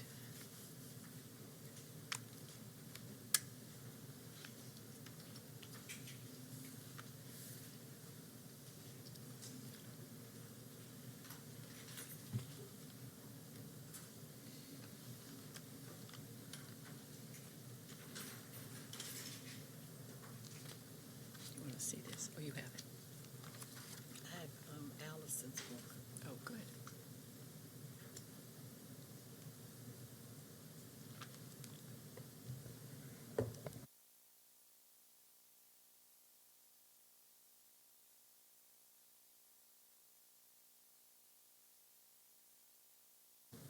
Okay. Sorry, I just need to get myself together. Are you in board docs? No.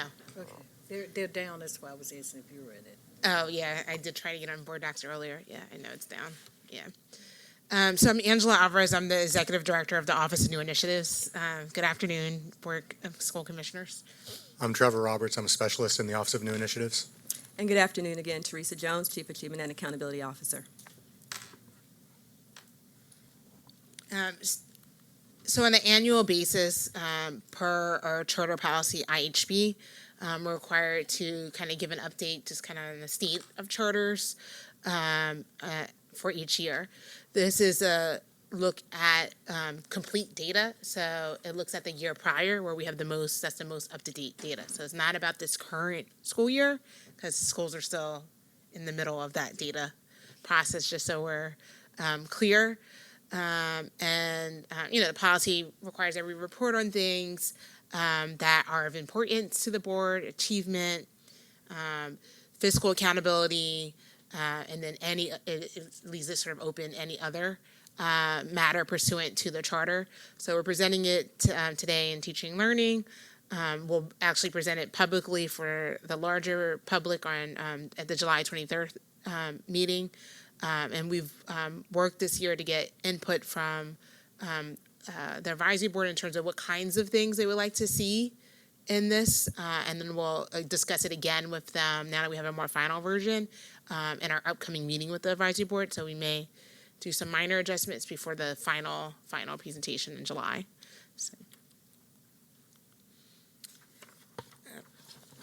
So one of the key things when it comes to the financial management pieces that we'll get to at the end of the presentation, when schools go through renewal, our finance department does a review of all of their financials. So that's how we report on it, because they've reviewed their last 3 years of audits, operator capacity gets out if they've had to borrow money from the district and things like that. So those ratings are how we report on how they're doing fiscally. So you'll just see the list of schools that go up for renewal. And every year that we do that, we update that based on who was up for renewal. So that's how we meet that particular requirement.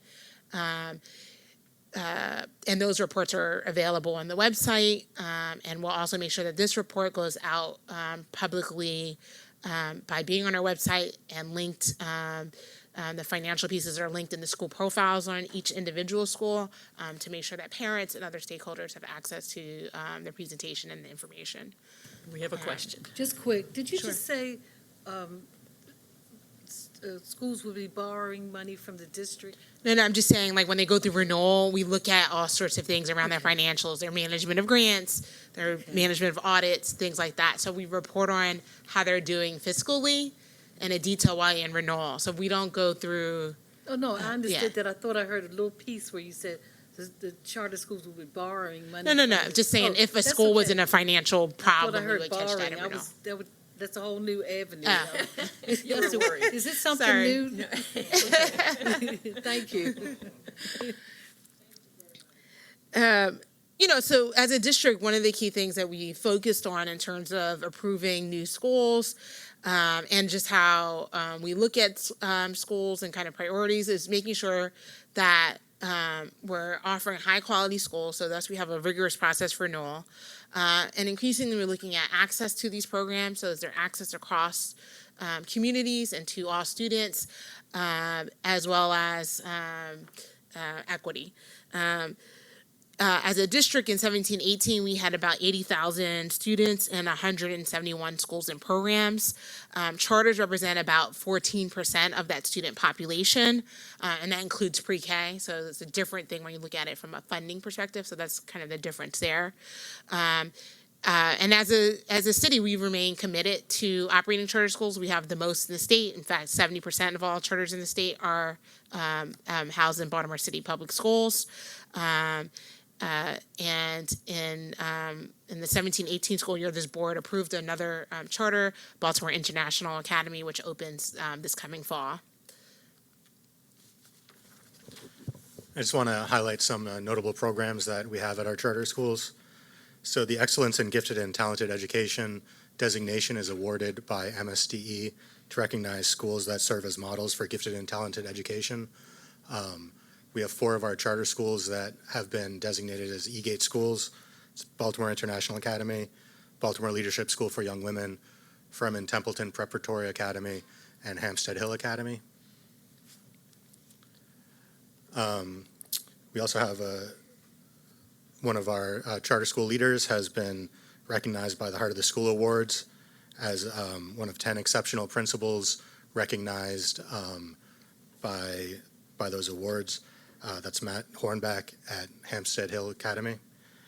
And the Maryland Green Schools Award Program recognizes schools that are making strides in environmental sustainability. We have 3 schools that have been recognized by that program: Baltimore Montessori, the Green School of Baltimore, and Patterson Park Public Charter School. And the Best of Green Schools Award is another award that recognizes schools that advance environmental literacy and sustainability, and Green Street Academy was recognized with that award. Yeah, and for the best, just a little clarification, for the Best of Green School Award, that goes to organizations. So they award 9 awards in different kinds of categories. And so the K-12 specific one went to Green Street, but they're in company with like an architecture firm called Gensler, as well as like Florida Atlantic University, for providing different kinds of access to green education within a K-12 environment. So that's quite impressive. The other thing I just want to note too, because we're just talking publicly, Baltimore City has the most E-Gate, and like that's kudos to academics, schools in the state. And we also have the most Maryland green schools in the state. So I think those are just things to highlight, and I just wanted to say that on the record. The other thing we've looked at are kind of like where our schools are located. And so as you can see from this map, they're located across the city and different communities. So our planning, Dr. Stewart and our planning department had created a community conditions index, which we look at to really understand the communities that schools are located in. And so when we look at communities, just from all kinds of access to different resources beyond city schools, like your access to transportation or your access, whether or not your neighborhood is safe, median income, employment, those kinds of factors, you see that charters are located across, including in our most under-resourced communities, which I think is the strength of our portfolio.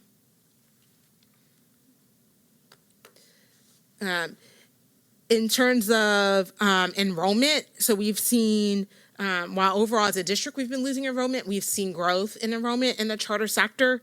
That's primarily coming from our conversion schools, so there's neighborhood dynamics that go into that. If you're running a conversion school, the students who live in that community go to your school, you're the neighborhood school for those students. So our biggest growth area is in the conversion sector, so that's at 755 students. But we have seen some growth in our wholly new charters. A lot of that is through our planned expansions to like cap approvals that you guys approve on an annual basis, as well as like growth plans for new schools that are adding grades. The other look that we did is around which of our charters have had strong wait lists, and we've looked at that over a 3-year period. And you can see there's been some changes in recent times, but consistently you see Baltimore Montessori up towards the top of the list with a strong wait list, as well as Green Street Academy, KIPP, City Neighbors, and Tunbridge. So they've shifted in order over the years, but you see those schools consistently have a strong wait list. I think that says a lot about their practices in terms of how they engage with the community, how they advertise their school. They have really strong admissions teams that do broad outreach that really speak to the success, as well as the quality of their programs, that speaks to their success of attracting families interested in applying to their programs. For this next section, we're going to take a look at the demographics of the students and what changes we may have seen over time. So while generally speaking, there's a similar demographic composition for charter schools versus our traditional schools, you do start to see some slight differences depending on which demographic variable you consider. So for this first slide, we're going to talk about economic disadvantage. And I guess before I even start here, I will say a word of caution. As you all know, our poverty measurement method has changed over time. So when we're referring to economically disadvantaged here, we've established a definition for purposes of this presentation that takes a look at not just direct certification, but also those students that actually have a certain English proficiency level, which we've sort of have used as a proxy within not only the Fair Student Funding formula, but also for some of the district reporting, because we think it gives us a little bit better indication around students that may be in an economically disadvantaged situation. So again, it's not perfect, but it is an ability for us to sort of take a look at what's happening as it relates to that poverty measurement. As it relates to that, what you'll see noted on this slide is how that actually breaks down for the overall charter sector, which is the combination of wholly new charters and conversion charters, as well as them broken out versus our traditional schools. So here, back to the point that Angela made about conversion charters, No surprise, we tend to see a more similar demographic profile to our traditional schools, and that's partly because of the communities that they serve. As we look at the next few slides, we're going to break that down by the racial and ethnic demographic profile, as well as English language learner status and students with disability or disability status. So next up is the racial ethnicity breakdown. So a couple key things to note here. So first and foremost, we're showing you some of the changes as relates to the white versus Latino population. And that is partly because our population of white students in traditional schools has increased between the time period of 2015-16 and 17-18. However, you will still see that, relatively speaking, the numbers are small, and there's pretty consistent as it relates to the breakdown for conversion, overall charters, and the wholly new charters, and that's represented in the chart on the left. As you take a look at the right, what you'll see there is, again, just a slightly different profile of what's happening, and some of this is driven by neighborhoods where charter schools have been placed. But what you'll note here is that as a district, that we are seeing changes in our Latino population, our Latinx population, where we've seen more growth in that particular demographic. So you'll see noted here is that while overall we have a 2.7 percentage point representation at traditional schools, you'll see there that at the convergence charter schools, it's actually dropped by 3.1 points. So again, part of this just speaks to there are differences that play out depending on how you break out the demographics and the school sectors. Next up is English learners. Yeah, and so not surprising, so as we see that most of our English learners, while not all, are also Latino students. So similarly, when you look at your EL population in traditional schools, you see that has been increasing over time. With our conversions, it's slightly decreased over time between those. So like the population at conversion schools dropped about 1.1 percentage points over that time, while it's increased 2.4 percentage points for traditional schools. So we thought that was an interesting thing that's happening in the data to pay attention to. We also looked at our students with disabilities population. And so what we found when you look at our students with disabilities population is that newly created charter schools continue to serve a slightly higher proportion of students with disabilities, 1.8 percentage points more as a percentage of their overall school population as traditional schools, but both serve a higher number of students than conversion schools, who are serving about 12.3% of their population are students with disabilities. But still, the majority of students with the greatest needs that require more restrictive environments than LRA, B, or C are those that you find in your traditional, alternative, and specialized schools. And these are our students that are more expensive to educate. And that's what this slide 13 kind of demonstrates. The other thing we did a look at this year with advice from the advisory board is to think about, what's happening with teachers. So who are the teachers that are in our schools and how do they compare? So one of the big findings that we notice is that teacher retention is similar across school types. So everybody's in the same 74-75% range, regardless if you're charter or traditional. When we started looking at gender, what was interesting is that conversion schools have less male teachers than the other school types. So as you can see from the slides, about a quarter of the teachers at your wholly new charters and at traditional schools are male, where it dropped to about 14% when we're looking at conversion schools. So we found that kind of interesting. Additionally, when we look at schools based on race, we notice that conversion schools at 31.3% of their teachers and wholly new charters at 31.1% have less Black teachers than traditional schools. And what's interesting that is when you look at that population versus the student population, so wholly new charters actually serve more African American students than conversion in traditional schools at 86.8%. So one of the things as we look at equity work is the importance between students seeing teachers who reflect their identities or having access to those teachers within their schooling. So this is something that was interesting. We see similar kind of mismatch when you look at the Latino teacher population. So wholly new charters have more Latino teachers at 4.2%. Than traditional schools at 2.9% and conversion charters at 2.5%. And as we noted earlier, our conversion charters have our larger Latino population of students at 14.3%. So.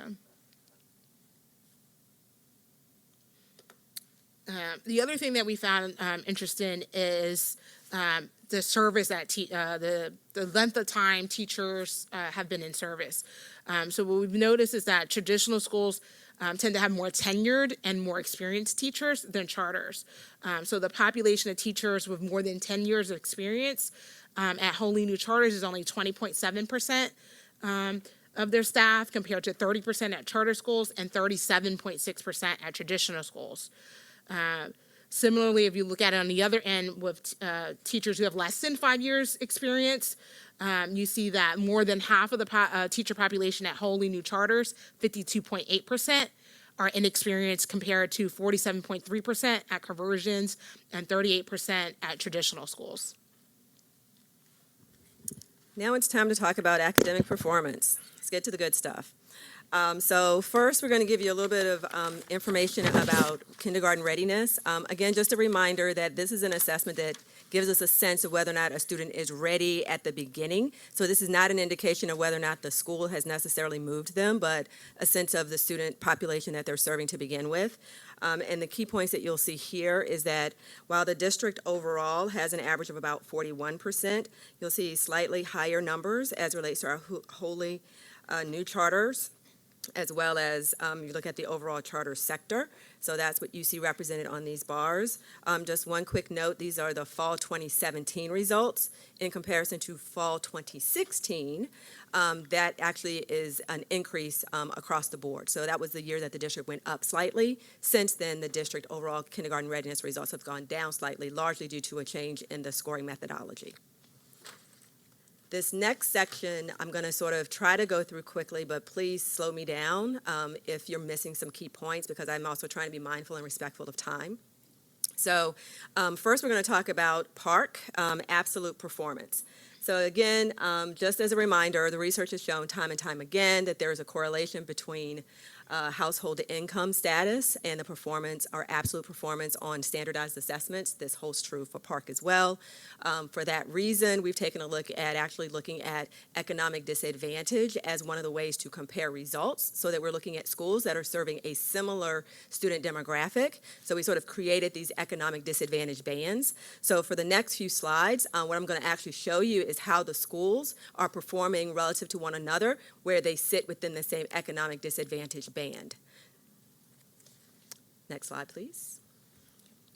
So as a reminder, this version of taking a look at PARC results allows us to do two things. One is it allows us to map the performance of students on their ELA assessment versus the math assessment.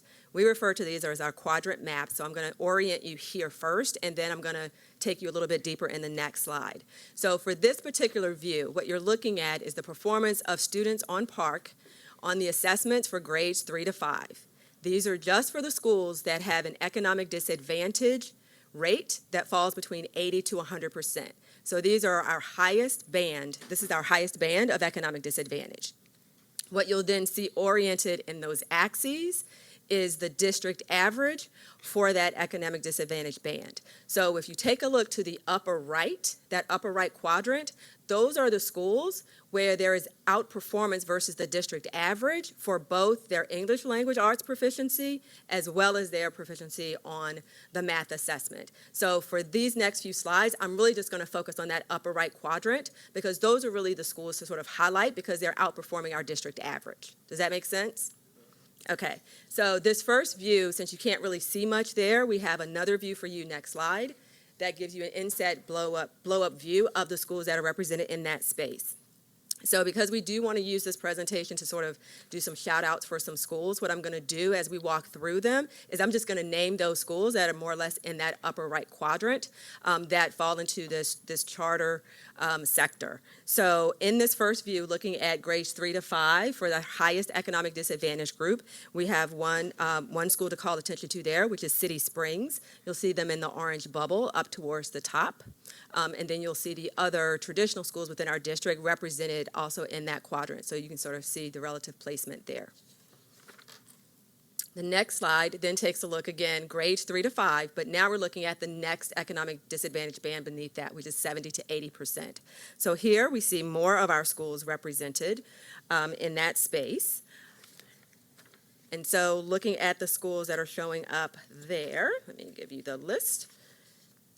So looking at that quadrant 1, we have Wolf Street Academy, Rosemont, Govans, KIPP Academy, Southwest Baltimore Charter. And then I will say there's a little bit of an honorable mention to the left, where we see outperformance versus the district on ELA, but not versus math, which was Lily Mae Carroll Jackson. Okay, so looking at now grades 6 to 8. Again, we're now back to our highest economic disadvantage grouping. And we're going to take a look at those schools that sort of fall in that inset item there. So let's go to the next slide. Zooming in there, you'll see a couple schools highlighted towards that top right. Those are Afia Public Charter and City Springs. And then last but not least, looking at grades 6 to 8, looking again now at that second tier down, 70 to 80%. We have a lot more schools that sort of fall into this category, partly because we have a lot more schools that are sort of in this economic disadvantage band. But what you'll see noted in that upper right quadrant are the Crossroads School, KIPP Academy, Green Street Academy, Little Mae Carroll Jackson, Southwest Baltimore Charter, Baltimore Leadership School for Young Women, Monarch Academy, and Banneker Blake. So now we are going to take another look at park data, which is we're going to walk away from the absolute performance and we're going to take a look at growth. So again, as a reminder for the public, that we have started using the student growth percentile as a way of looking at student performance relative to their peers. That's what we're defining as park growth. Here, in essence, we've sort of put them into one of five different categories that you'll see ranging from 0 to 100 based on those median SGP calculations. And that gives us an indication around how well students are performing relative to students that started at that same level the year before on their park scores. So here, the view of this is not a view that you've seen before, so I'm going to orient you here. So towards the top of the slide, what you see listed is each of the different sectors that we talked about, your wholly new charters, conversion, overall charters, and traditional. There is color coding that corresponds to each of those five categories for student growth percentile groupings. So what you'll see noted towards the top is that darker green is the exceptionally high, all the way to the bottom, which is that darker rust color, which is exceptionally low. So what you would expect is most schools are sort of going to fall in that middle space. So what we're actually going to call attention to here are those that fall into the high or exceptionally high categories. So that's what you see right below there. So that arrow down is to say now we're only looking at the schools that are in that green space. Okay, so what I want to call attention to there is we have color-coded the school types similar to what you just saw. And so what you see noted here is that if we take a look at ELA grades 3 to 5 performance and we take a look at student growth there, that we have 3 schools that are in our charter sector that have actually met that high or exceptionally high definition. And in this case, those schools are Patterson Park, Hampstead Hill Academy, and Baltimore Montessori. Next slide. Similar view, now we're looking at math grades 3 to 5. The schools to call out attention here are Hampstead Hill Academy, Wolf Street Academy, Empowerment, and Midtown Academy. Next slide. ELA grades 6 to 8. Again, we have more schools that fall into that particular category. The list includes 8 schools, Empowerment, City Neighbors, Hampstead Hill Academy, Midtown Academy, Tunbridge, Baltimore Montessori, Southwest Baltimore Charter, and the Baltimore Leadership School for Young Women. Next slide. And now we take a look at math middle grades 6 to 8. And we have 3 schools to call attention to there, Tunbridge, Hampstead Hill Academy, and Southwest Baltimore Charter. You guys okay? All right, okay, so now we're going to switch gears and talk a little bit about high school academic performance. Before we do that, we're going to actually just talk quickly about the demographics for high schools. One thing I want you to keep in mind, the majority of our charters are in the elementary middle sector. So when we're talking about high schools, this is a very small number of schools and number of students that we're looking at. So you have to sort of take some of these comparisons with a grain of salt because it's not a large part of the sector. It's a smaller number of schools. But some of the things that we've noticed, so we also looked at what was happening here with the students with disabilities population. And there has been a change here from prior years. So our charter schools, so there's no conversions in this list of schools. So these are all wholly new charters because our high schools are all citywide schools. So there's not a neighborhood component here. So our charters now serve 4 times more of students with disabilities than our selective schools. And our non-selective serves 3 times as many students with disabilities than our non-selective schools. So they've moved slightly above where the non-selective was in prior years. So that's an interesting change that we see in that population. Additionally, since 2015-16, another way to look at that is that population has increased by 5.3 percentage points. So in 15-16, it was 21.8% of the charter sector. And in 18 that we're looking at, it was 27.1% of the sector. That population has decreased at selective schools. In 16, selective schools were 8.2% of their student population of students with disabilities, and in 18 was 16.3%. It's dropped slightly at non-selective schools as well, from 24.5% to 23.1%. These changes, we try to understand these changes, what's happening with exits, what's happening with different things. These just appear to be changes that are based on growth in the populations in terms of those sectors. Non-selective schools continue to serve a larger proportion, and this is important when we start looking at the data of overage students, with almost 50% of the students being overaged than the other groups. Charters, only 28% of their population is overaged, and selective schools have about 15% of their population that's overaged. And then non-selective schools also serve the majority of English learners at 13.6% of the student population, with charters and selective schools having less than 1% of the students in their population. This is what that looks like graphically. Okay, so now in taking a look at the actual data, so one thing we just wanted to provide for context is if you take a look at overall proficiency rates among the high school subjects, that they are very low. So one of the key takeaways we can never ignore on this is that we have some work to do around improving our proficiency rates. Having said that, we do want to call out the fact that there are some differences based within the sector around how students are performing. So looking at the English 10 assessment, we're actually seeing that charter schools are outperforming the non-selective schools with 7.9%. So again, it's still a very small percentage, but unfortunately it is higher than what we see for our non-selective schools where the rate is only 3%. No surprise, we have a much higher proficiency rate at our selective schools where they're about 27%, specifically 26.8% of students proficient on this particular assessment. It is a similar story in math with Algebra 1 performance. So here we see 3.8% of our charters having met or exceeded expectations, which is the definition of proficiency, versus 1.1 for the non-selective schools and 12.5% for the selective schools. As it relates to our other key high school metric, looking at graduation rate, we actually see that charters have a slightly lower rate, 80.9% versus our selective schools, but that is significantly higher than what we see for our non-selective schools where the rate is 64.2%. For these next couple of slides, we're just going to give you some graphical views around what that means, so you can sort of see side by side how that breaks out for the content areas. So I'm not going to walk you through these because it just reiterates the point that I just made. The view here, though, is taking a look at it based on the mean or the average scale score. So then you see where those differences sort of translate into the proficiency that I mentioned earlier, based on the proficiency cut score being 750 on the PARCC assessment. So this first view gives you that information for ELA and Algebra 1 for 2018. And the other thing I want to note just too for members of the public is the economic disadvantage rate is below the school. So again, you see that sort of correlation around relative wealth. Great, thanks for pointing that out. So then the next slide, slide 38, just basically gives you the data that I quoted around the proficiency rates. So it's two different views of the PARCC results. We first looked at scale scores, but now you see translated into proficiency rates. And then the last slide here is again looking at the graduation rates. That's what I made note of earlier. We just had a presentation from Chief Conley about how we're doing as relates to graduation and dropout rate.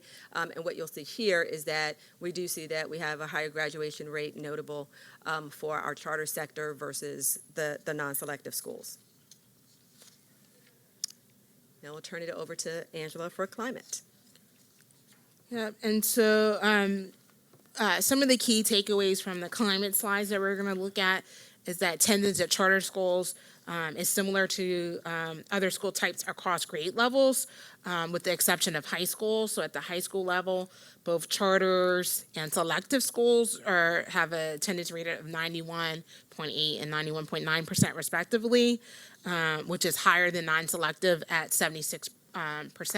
But again, remember, when we're looking at our non-selective high schools, they have a high population of students who are overaged and undercredited. Overall, and so that's what this is now. I'm just showing you what the attendance slide looks like. Overall, charters had lower chronic absence rates than traditional schools at the elementary level. With non-selective and traditional schools had higher rates of chronic absence at middle grades and at the high school level.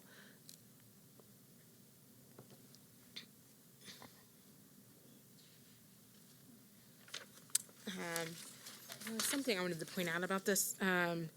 One thing that I thought was interesting too was just in the difference between the two charter sectors.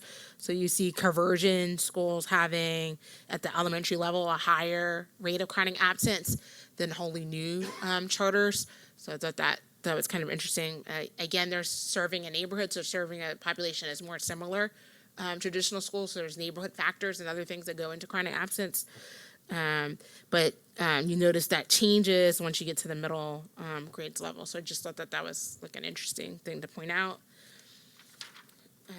And then the suspension rates at, I went too far. Suspension rates at charter schools is higher than at non-selective and selective and traditional schools across grade bands. The notable exception to this is that conversion charters had lower suspension rates than other school types at the middle grade level.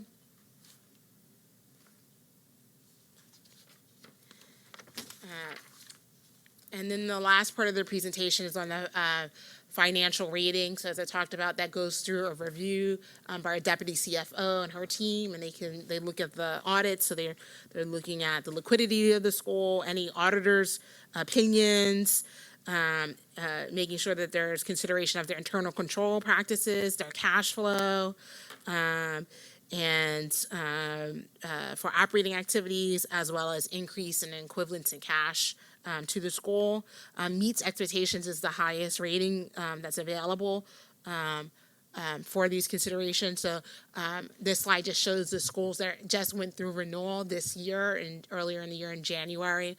All of them met expectations with the exception of Roots and Branches, which was that does not meet expectations as part of the consideration and the board's decision to non-renew and close the school at the end of this school year. Thank you for a lot of information and for the speed with which you went through it for us. I appreciate that. It would be fun to have more time, but maybe we'll come back to you or I'll find you. Just one quick thing I want to acknowledge, we really could not have done this presentation without OAA's partnership. And in particular, I want to acknowledge, I think she left, Heather Nolan's team, Laura, and Ari Sara is not here, but the two of them were just really incredible to work with, and like a lot of the visualizations that you see that are different in prior years, come from their thoughtfulness about how to show this. So I just want to acknowledge them publicly. Thank you. I just want to make one comment. every time you present, every time the group of you present, I think that we gain more and more information because this is a big operation.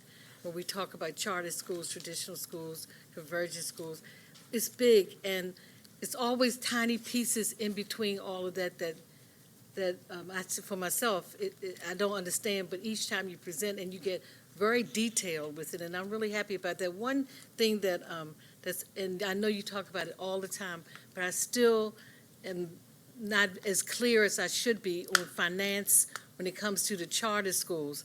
And because it's a nonprofit, I'm just always wondering, and we finance a portion of it. I know that. But I'm not sure about where they get how do they go about raising their funds for these charter schools? Because even though I know that we do a portion and then they do it, but each year that they have to come up with X amount of finance or budget, I'm just wondering what they do each year. Is it companies, organizations that each year, and grants? Is grants, organizations, private organizations, all of that is packaged into the charter schools? Yeah, so that's a good question. And one thing, too, I just want to make sure to say that you give me an avenue to say, too, so that people understand. The charter law in Maryland is very different than in other states. So it's not a good comparison if you think about how it works in other states.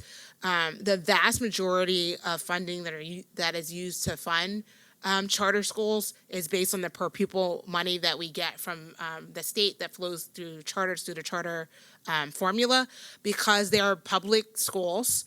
And in the state of Maryland, their staff, any staff that's in a collective bargaining unit, is a district employee. So that's the majority of their staff. That's their teachers, their principal, the related service providers a lot of time, unless we're contracting. But the majority of their staff, the vast majority of their staff, is district employees.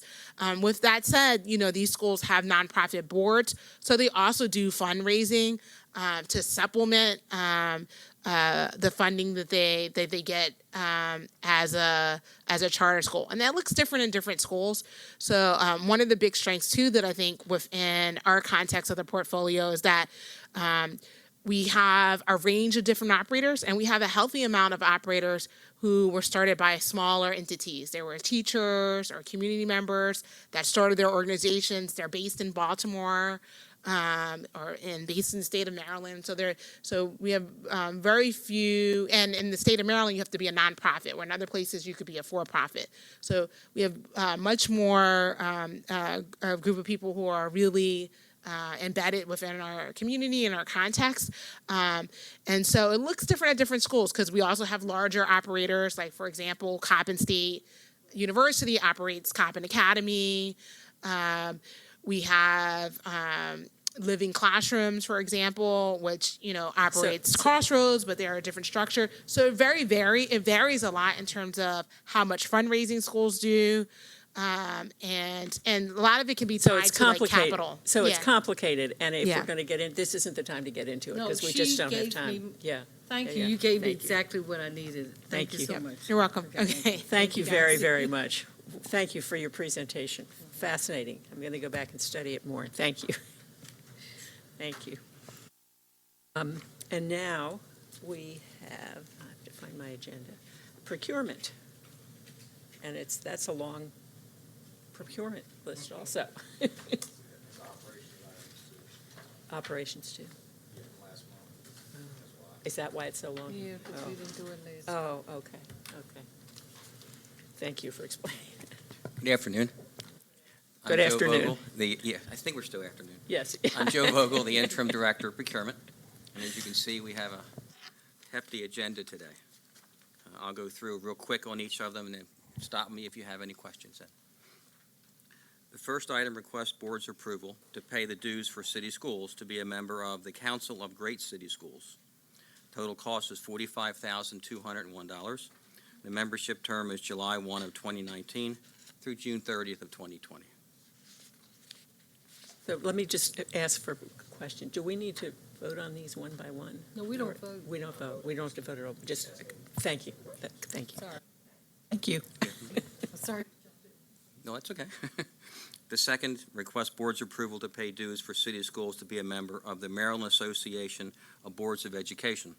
The total cost is $39,729, and the membership term is July 1 of 2019 through June 30th of 2020.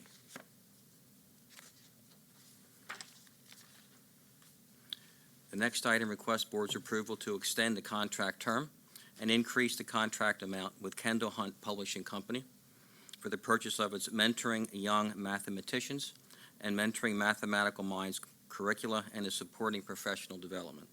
The current contract term ends September 13th of 2019, and we're requesting the board to approve an extension through June 30th of 2022, as well as an increase in the total contract amount for an additional $700,000.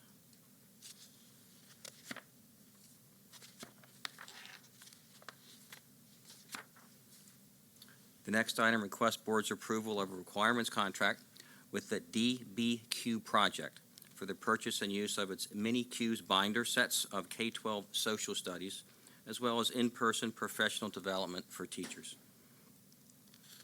The estimated contract amount is $250,000, and the contract term is May 15th, 2019 to June 30th of 2022.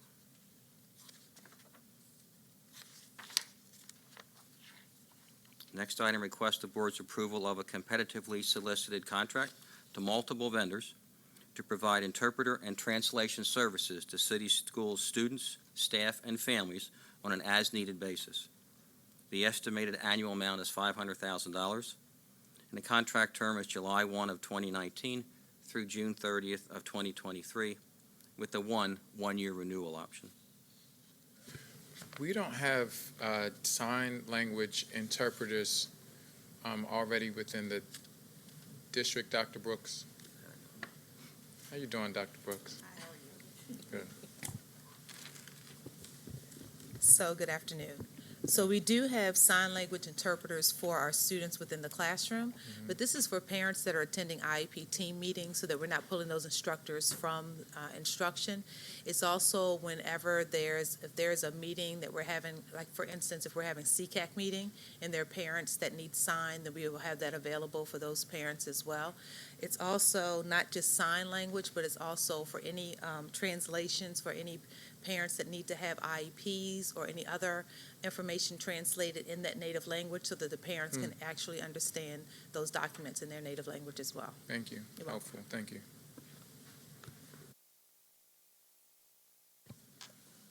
The next item requests the board's approval to purchase educational, psychological, cognitive, and social emotional test kits and replacement forms from Pearson Assessments. The estimated annual amount is $170,000, and the contract term is May 15, 2019 through May 14 of 2022.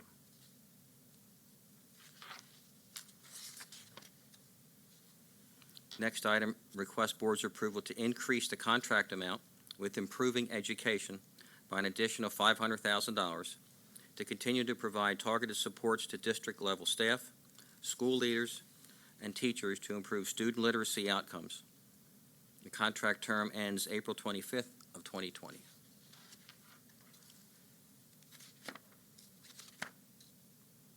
Next item requests board's approval of a contract with Towson University to provide the Alley Camp Baltimore, the summer dance program. The contract term is May 15th of 2019 through June 30th of 2022. The estimated annual amount of the contract is $129,271. Next item requests board's approval of a contract with Johns Hopkins University's Center for Talented Youth to support the creation and delivery of a 30-day summer learning program for students at select Title I schools. The estimated total contract amount is $310,669. The contract term is May 15th, 2019 through June 30th of 2022. So this will be the first year of this summer. If we approve it, will this be the first year of the program?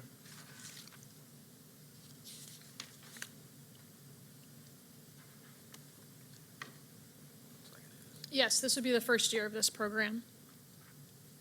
Thank you. And do we know we're looking at the procurement in front of us, but has it come before us before, the effectiveness of this program and offering it to our students this summer? This specific program has not, because it's something that we created this summer. We had the opportunity to apply for a competitive grant through MSDE for extended learning programming, including summer programming. And this is an organization that we've worked with to provide services for gifted and advanced learners. And so it was something that we know that there's a need for more programming for those students in the summer. So we looked at creating something, and then the grant will also fund a program evaluation for us to monitor the effectiveness of it as we go on. Thanks. And there will also be confirmation that the funding source is one that we can actually utilize, considering there are federal funds associated not only with this program, but with some of the other programs. So I did just want to put that reminder out there, because that was something that was brought up previously. But that will also be considered before we move forward with actual spending. Thank you. I have a question. Will, the funds will go for the instructors? Will the students get a stipend in this program? No, these are elementary school students, and they're not paid for Oh, participation. it's elementary, okay. So the only people who are getting any funding for this program is instructors? That's correct. Okay, and materials or whatever is necessary, and food? The food is for students. The student participants get meal service as Meal part of any service. summer program that we provide in our schools. Okay. But the only individuals getting paid would be the individuals actually working the program, which would be staff either from Hopkins, or the vast majority of the staff is actually city schools teachers that we're paying. For how many kids? 180 this summer, 240 next summer. Okay. Yep, 180 this summer, and then Okay, we're okay. adding grade levels. Our intention is to add grade levels each year Okay, over the course of the 3-year grant. okay, thank you. You're welcome.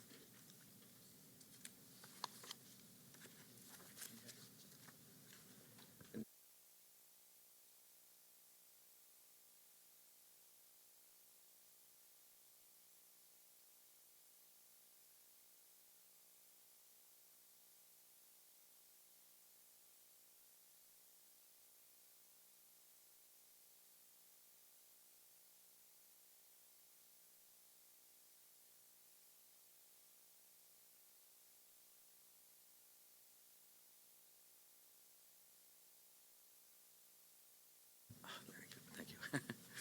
The next item requests board's approval to extend the contract term and increase the contract amount with Castle. And this is to continue to provide support, training, and guidance in developing and executing a plan for systematic implementation of social and emotional learning. Contract term currently expires September 30th of 2019. The board's requested to extend it December 30th of 2019, and to also increase the contract amount in an additional $232,580.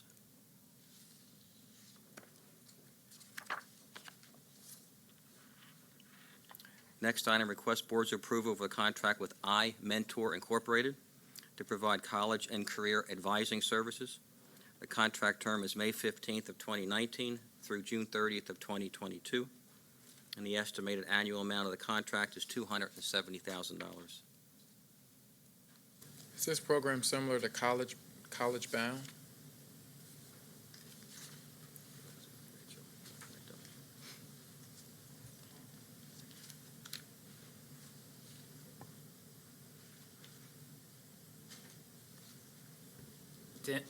Danny Heller, manager of College and Career Readiness.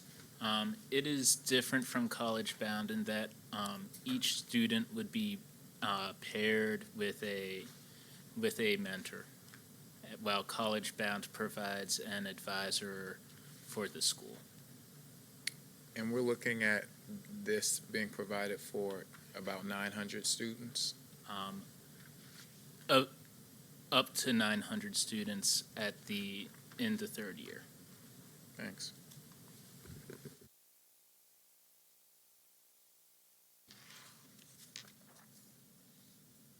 The next item requests the board's approval of a competitive solicited contract with J.F. Fisher Incorporated in a total amount of $2,222,900. And it's to provide HVAC installation and replacement construction services at Frederick Douglass High School.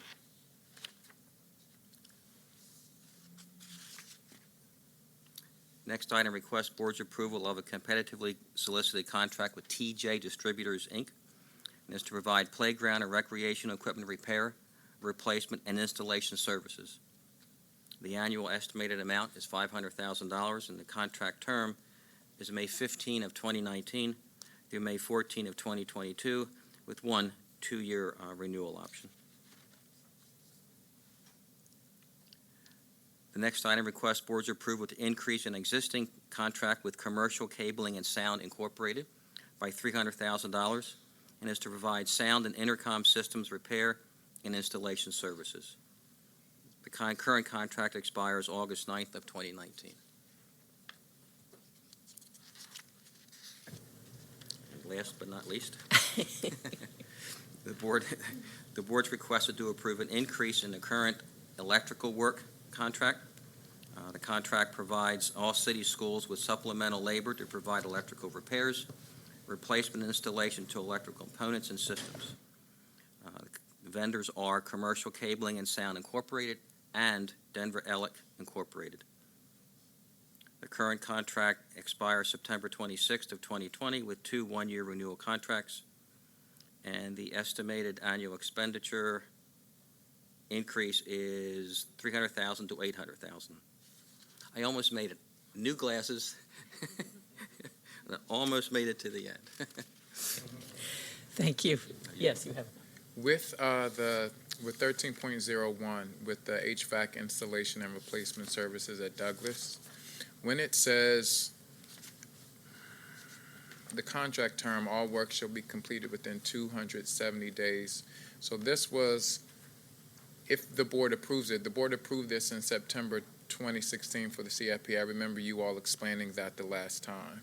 So if we approve this on Tuesday, is that when the notice to proceed start?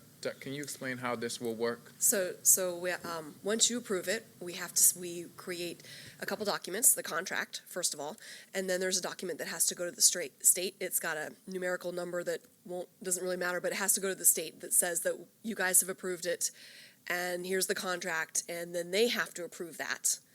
And then once we get that back, and then we get the signed contracts back from everybody, then the notice to proceed and the purchase order is completed. It takes about 2 more months after you approve it before they'll have a notice to proceed and a PO. Yep, you're welcome. Any other questions? Yes. With Douglas being having a lot of historical value, I'm sure we've taken that into consideration with this work that will be done to that building. Oh yes, we this was delayed about 6 months because of various meetings with the Committee for Historic Preservation to work through what we needed to do with the building to make sure we met all of their requirements and still accomplished what we needed to do to air condition. Yep. Question? No, no more questions. Thank you very much. Appreciate it. And I believe we don't have any questions, comments? No public comment today. So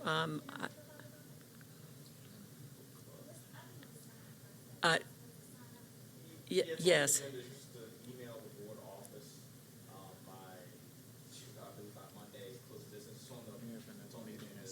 Yeah. And the problem is we have another meeting in a few minutes, so it's just a tough day to change the procedure. But however, you can email, if you'd like, you can email your question or comment, if that's, that'll work. Okay, so I think it is time for us to adjourn. In that case, thank you.